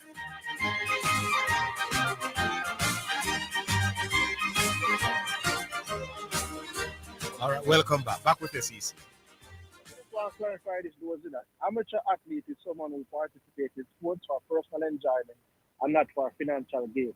So technically, there's no age in which you can be a professional athlete at 50 in several sports. But you want to stick to athletics. But more than half of the athletes are champs. They're not running at champs for finance. No, which I understand, and I'm saying to you that is the same thing that used to happen at the Olympics. So on a broader aspect, which was a much more prestigious event, persons of older, like 20, 21, 23, 30 years old. But again, they're coming from a standpoint where while you are saying that it was an amateur situation at Olympics, but weren't they professional people nonetheless? No, they weren't deemed as professionals. If you were a professional, you have to stop participating in the Olympics. No, so you're saying you couldn't earn outside of the Olympics, but then you go to the Olympics. No, if you earn, okay, you could not earn outside of the Olympics in the sport that you were taking part. Okay, well, that was foolishness then. Precisely, that's why enough people don't get paid up till now. But they might try to change it. Then they have the same thing with the NCAA. That's why they have amateur in them name. But anyway, the next thing about the starting block, I think them have Eastern champs, them are Western champs and them are Central champs. I think you have corporate area champs as well. If I'm not mistaken, Zidane and Gibson, at corporate area champs, they use the same technology, right? They start in black and those things. Mm-hmm. And I think they use it at the Eastern champs, they use it for Central champs, they use it at them use it. Yes. So if they use the technology and the schools are participating at these bids before they come to champs, because you have to run the qualifying time to get to champs. They can't just turn up a champ without a qualification time. Mm-hmm. That means they would have gotten exposure to these equipment, right? Yes.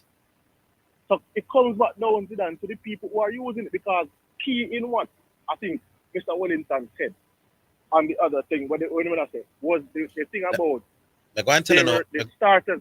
The starters said that they might see a plethora, not platura, as correction they said, plethora, because I think that's the word he was looking for. That you saw a plethora of instances where. Let me tell you what bothers me. Let me tell you what bothers me. The broadcasters at different times couldn't tell what the reaction time of the runners are. I mentioned, I heard Bruce on several occasions that they would have gotten reaction times for ex-athletes, but not reaction times to Y athletes. Now that, whatever Issa wants to say, that tells me that something was wrong, greater than what we are being given. Yeah, but Arvin, what I'm saying to you is, if your work, listen to the point I make. If reaction times, if athlete did just a false start because them not used to the machine, why were we having cases where the reaction times were not available to broadcasters and sometimes even to the athletes? Yes, so, and you eat the nail on the top of the but head. Leave it right there. More to come. No, you eat the nail on the top of the head, because that's what I'm saying. I'm saying Badger and Chuck Pine. Most of these athletes would have been exposed to the blocks and those things already before coming to champ. Make we leave it. So the administrators are the ones who got it wrong. All right. Make we leave it this. We can't blame the youth them. Make we leave it this. Once reaction time wasn't always available to the coaches and the students and to the broadcasters, then there's something that is not being said. We'll go back online. Hello. Hello, me? Yes. Go on. Is who this again? Manny. Who? Manny. Oh, good afternoon, man. Afternoon. Yeah, good call from Chuck. Yes. Yeah, I think he had some point. Yeah, we celebrate or go drink champagne. And then you say false start. It can't make any sense. Yeah, none at all. It doesn't exist in other sport. Yeah. All right. Champs was good. However, the turnout during the other days, we never really like it. So we come for ask what you guys think about the 100 meter being on a Wednesday versus the original Friday. Yeah, they have a reasonable explanation and we can understand it, because remember you would run two races. You run the semifinals and the final on the same day. So if it's on a Friday, then you'd have those two races on the Friday, and then these sprinters will have to come back. Some participate in 200 meters as well.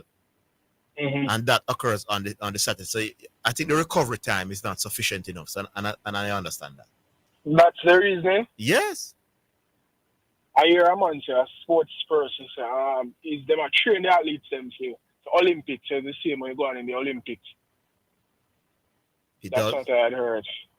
No, well, remember these athletes some of them are youngsters in them, very young, still developing. Okay. Physically. Well, yeah, in the professional section, they say that's how they do it at the professional league. But my opinion on it for the 100 meter being done on a Friday and the Wednesday versus the Friday actually take away from the champs fans and we normally come out on a Friday evening, the city 100 meter, which is also one of the marquee events then for champs. Yes. It kind of rob the champs fans them and the youths them actually go. Most youths in Zidane don't actually get for go champs on a Saturday now. But for a Friday, they march with them school. Yeah, Friday evening is usually a far better day for sporting activities than a Wednesday. Yeah, and for the fans, the youths, them, they are now active in high school, going, they're not getting much. Yeah, man. Your parents will allow you to stay out a little bit later when you do at school the next day. When me remember my days as a schoolboy, some of the times never used to go champs on Saturday, but on a Friday we used to just leave with school, and it really disappointed to see the turnout for the 100 meter, the fast times being run and everything. I think if I can take back a look and it shuffle around something else and work it for the Friday evening, where you have the fans and the youth them actually get the experience for watch the 100 meter. Yeah. During them champs life. Okay. Yeah, man. It's gonna be tough, but I hear you. Yeah, that's much I want. Do you think that's on Orville? Friday night would have better than Wednesday night for me, for sure. Mm-hmm. Yeah, you guys was at the stadium to watch 100 meter Wednesday? No, I never did it. No. But what it's going to tell you is that they want to stretch out the big days. But me did prefer the Friday night farmer, to be honest. Yeah, all right, well, boss, you leave it this one. Yeah, man. All right, cool. We can something to think about. Pick up yourself, man. Yeah. All right, we go back. I'll start. Talk to me. I'll start. Say, yeah, we go back. Hello. Hey guys, how y'all doing? Good afternoon. Dangerous inside. All Yeah. good? Yes, man. Yeah, man. So now, Orville. Yes, sir. Orville. Yeah, man. Things says no time to crown me as the real guru in this cricket thing, you know. Really things says time to crown me. The powers that be sound like them, I listen to the stuff that my mayor say. Whatever my opinion on this sport look more spot on than yours. You don't think so time now you just hand over the crown and thing. You don't think so, dog? No, what are we talking about exactly? Tell me, I'm going to decide whether I forget it. Well, the latest news. Just before the Pakistan series, I went on a rant and I said, listen, man, the two most senior players in the West Indies cricket team, Craig Brathwaite and his deputy, Da Silva, joking out this thing. These men need to lose the job and the protection of being captain and vice captain. And they should be forced to compete with the other players then. Then are you the first one say Craig a joke and Da Silva a joke? I never heard anybody Big say man, me read out Da Silva figures over the last 2 years. Sir. I never heard anybody said before the Pakistan tour that Craig Brathwaite should be dropped as captain and Brathwaite should lose the vice captaincy as well. You said it when you said it. As a man with a good memory on the program, it was said, man. We complained about Craig Brathwaite. Yeah, man, we complained about Craig Brathwaite and say, well, look that he's the captain. Wait up. Why you wanted to drop that Silva? Because for the 2 years prior to this year, he has not been scoring the runs. They may not read that out. Him average 19 or something like that, and mostly 17 the other year. Okay. We said something. Cool, yeah, man. Multiple people. So you were batting. Cool. So let me get down to the gravy then. Yeah. Who should get the captaincy? Now that Craig has stepped down. By the way, you wanted to step down at the end of the first test. You wanted to step down from the first test in Pakistan? Yes. When the West Indies lost the first test, he called the president of the cricket board to say, "One step down now." The president tell him, "Boss, man, that's the best time to step down, man." Okay. And he saw things out in the second test. They won the second test. Great, nice. Yeah. But boy, it does sound away. You can't be that. You can't be like that, dude. But anyway, what's your bet for who you think they're gonna give it to and who you believe they should give it to? Zidane, repeat the question so I will not. No, man, me hear the question. Who me think Mago give and who would I give? Yes. I think Shehu is the person that planning it. That's just me. That's who me think Mago give. And as much as me is not a Shehu man, but if they're planning to carry him back, which I think they will do. Boy, it's hard to look past you as the captain if him in the squad, because him is already your captain in T20 and Test cricket. None of the other batsmen, I don't think can get it. And when you look at the bowling, Alzaro did I get vice captain one time, but him I don't think he's ready for that kind of thing. Da Silva was your vice captain, but Da Silva just get dropped from him last series and might not be able to make the team. So I don't know why I think Shea Hope ticks both boxes. So Shea Hope is also the person who you believe should get it? If you call him back, you have to go make him Okay. All right. Cool. That would be That's a lot of ifs. Sorry, but that, Clearly, that's a lot of ifs. Then if you call him back, but if you don't call him back now, well, I mean, really can't see. Me can't identify a content. Who do you think Dwight should be captain? And who do you think will be captain? I don't think they're gonna give it to She-Hope. Yeah. I think they're gonna call back John Campbell in the side. They're gonna give it to John Campbell. That's I think who they're gonna give it to. I don't think John Campbell will should be the person. I think they should make a bold investment and give it to Jaden Seals. Okay, so you would give it to Jaden Seals, but you think they will give it to John Campbell? Yeah. I think we're going to test if John Campbell. No, we're going to test if you're the real guru, because I'm going to write this down. Yeah, man, I think John Campbell is gonna earn himself a reselection, and I think they're gonna ask him to get a dream run. That's what I think. I think what I can tell you is that John is feel well regarded as a skipper around the region. So they knew that thing about John. But having not played Test cricket for 2 years and more, coming back and get the Jamaica team for captain is one thing. To come back after 2 years and when you get recalled, you're the captain. That would be very, very yeah, man. I think that's a Sammy. I think that's a Darren's gonna do. Hold the line. All right. Hold on. Yeah, man. We 1 minute after. 1 minute after the break.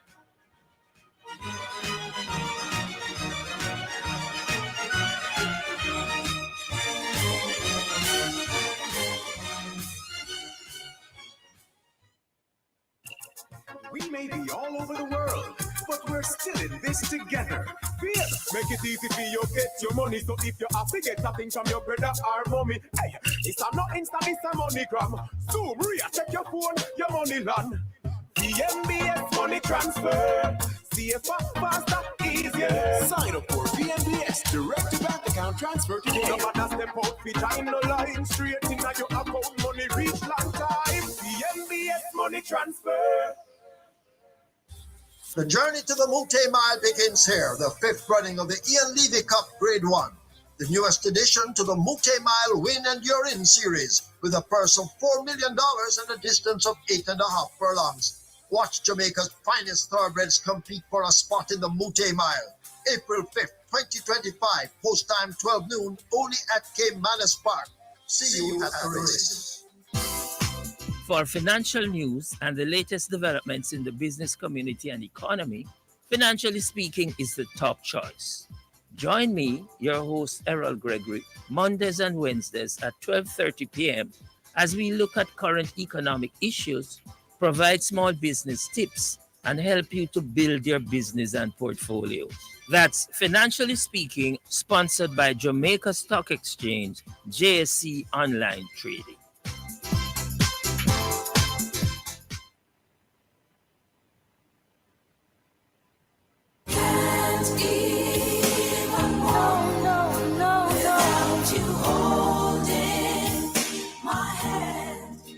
Praise the Lord. Greetings and salutations to all of our wonderful, wonderful friends all over Jamaica. Listen, this is Dr. John Wayne Manning from Omega Church and Omega Radio.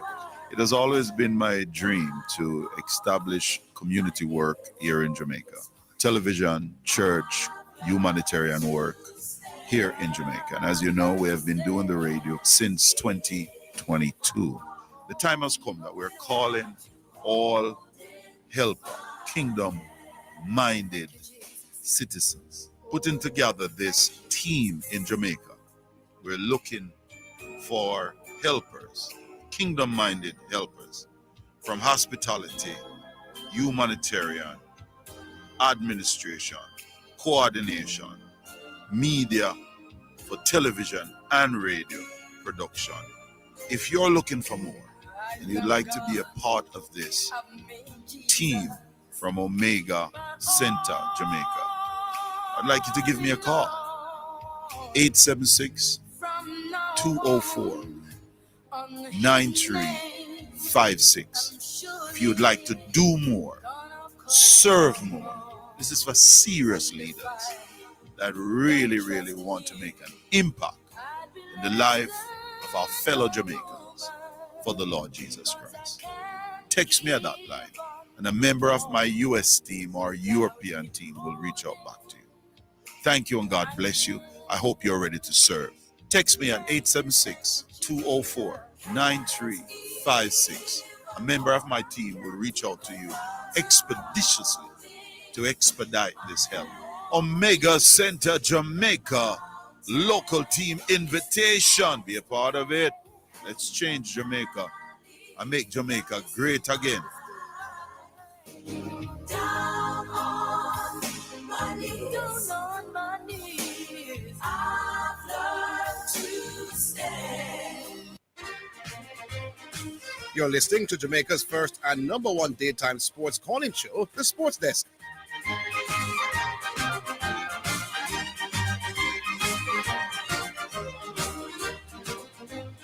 Oh, by the way, the bishop and I, we were having a quick chat earlier this morning, and he wants to send healthy thank you to all the people who contributed to the Omega Telethon. So all who made their contributions, big or small, the bishop wants to express his gratitude.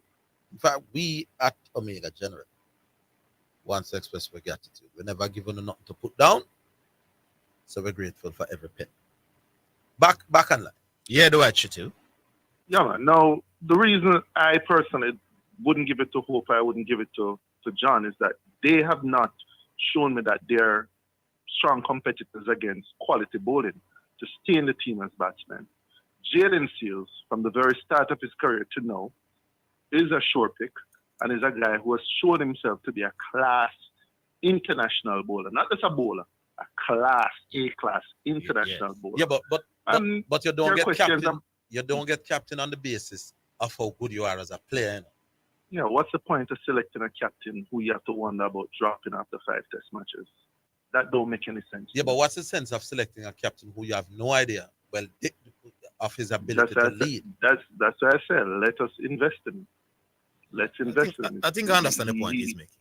Yeah, I think he's saying he can develop. I'd prefer to invest in a player who's sure to be in the team as captain than to pick a captain who's not sure to be even in the team as a player. And we're here arguing one day and I side for. Yes. You know, that just don't make any sense to me. So you're saying, no, give a must pick and then try to help him to develop as a captain. Even John in this season, Zin, and most of the bowlers who are leading contenders in this season of regional cricket, they're not scoring runs against strong bowling. Zin, they're not. The three strongest bowling sides in the region is Trinidad, Guyana, Barbados. We saw a match with Trinidad playing Barbados. When you look at the batting, that was A-class. That was Bradway, Drake, McCaskey, Hope, get liquid for 80-something and 120-something. Hope in that match only scored 20 and 16 runs. He has not shown that he is able to play. What do you make of the fact that he made them 20 and 16, keeping and batting at 6?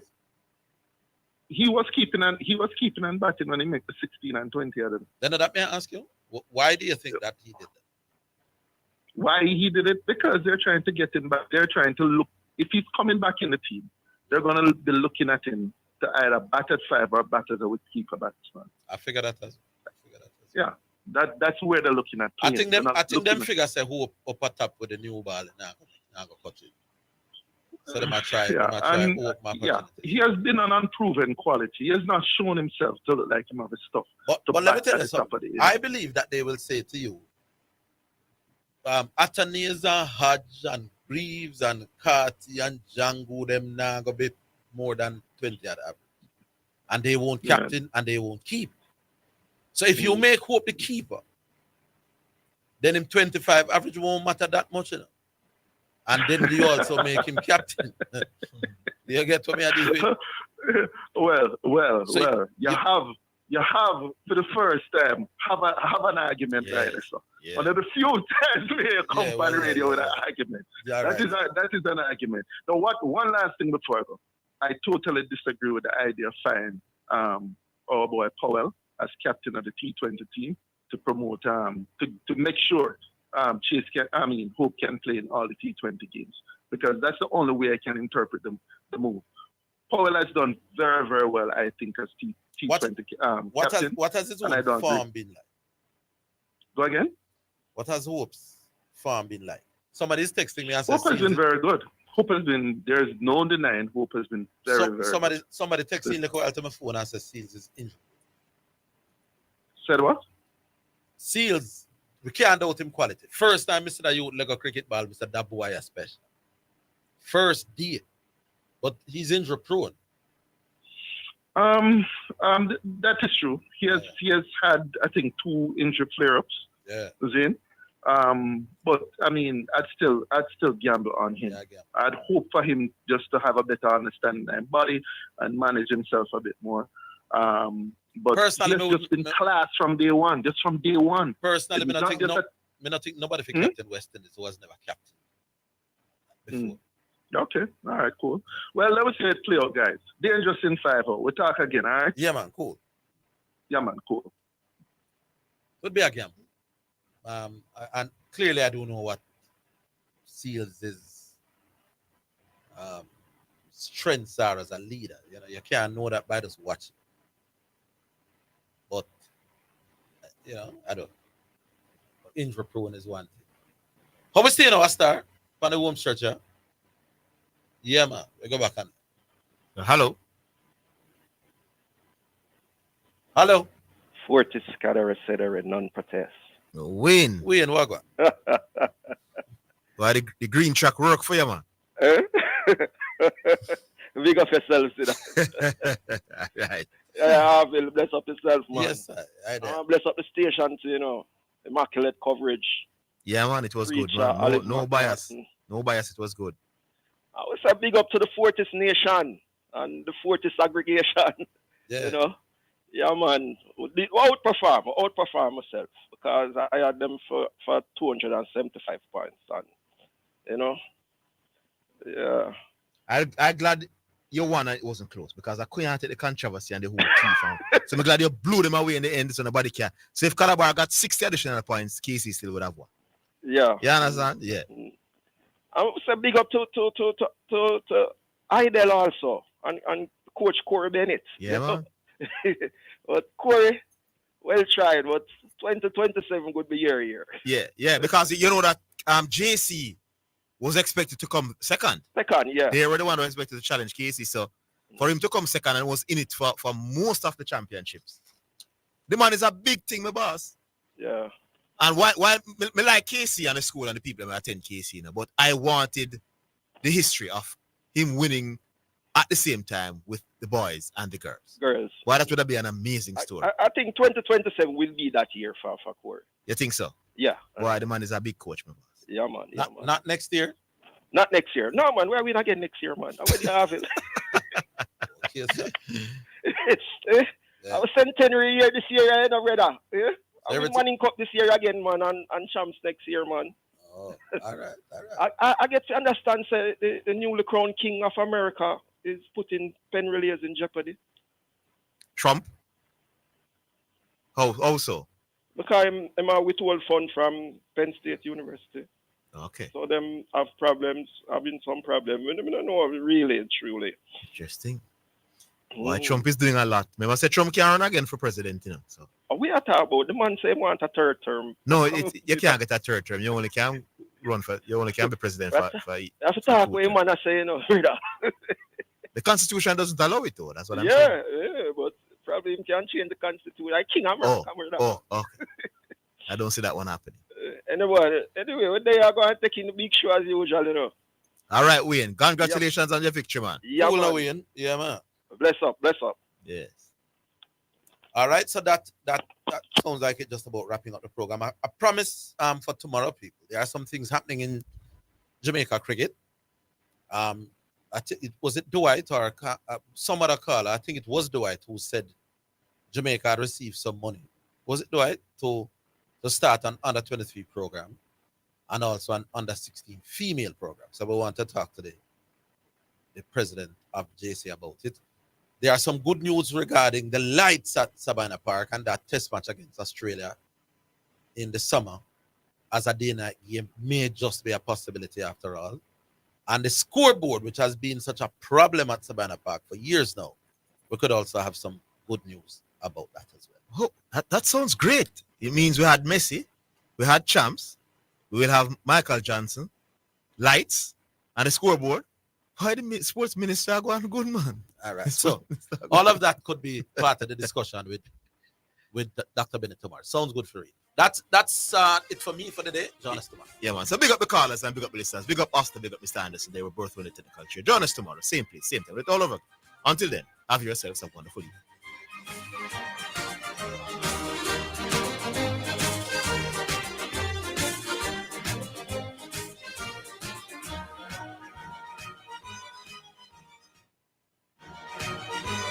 That's the Sports Desk for today. Remember to tune in and participate on the Sports Desk Mondays through to Fridays, 1 to 4 p.m.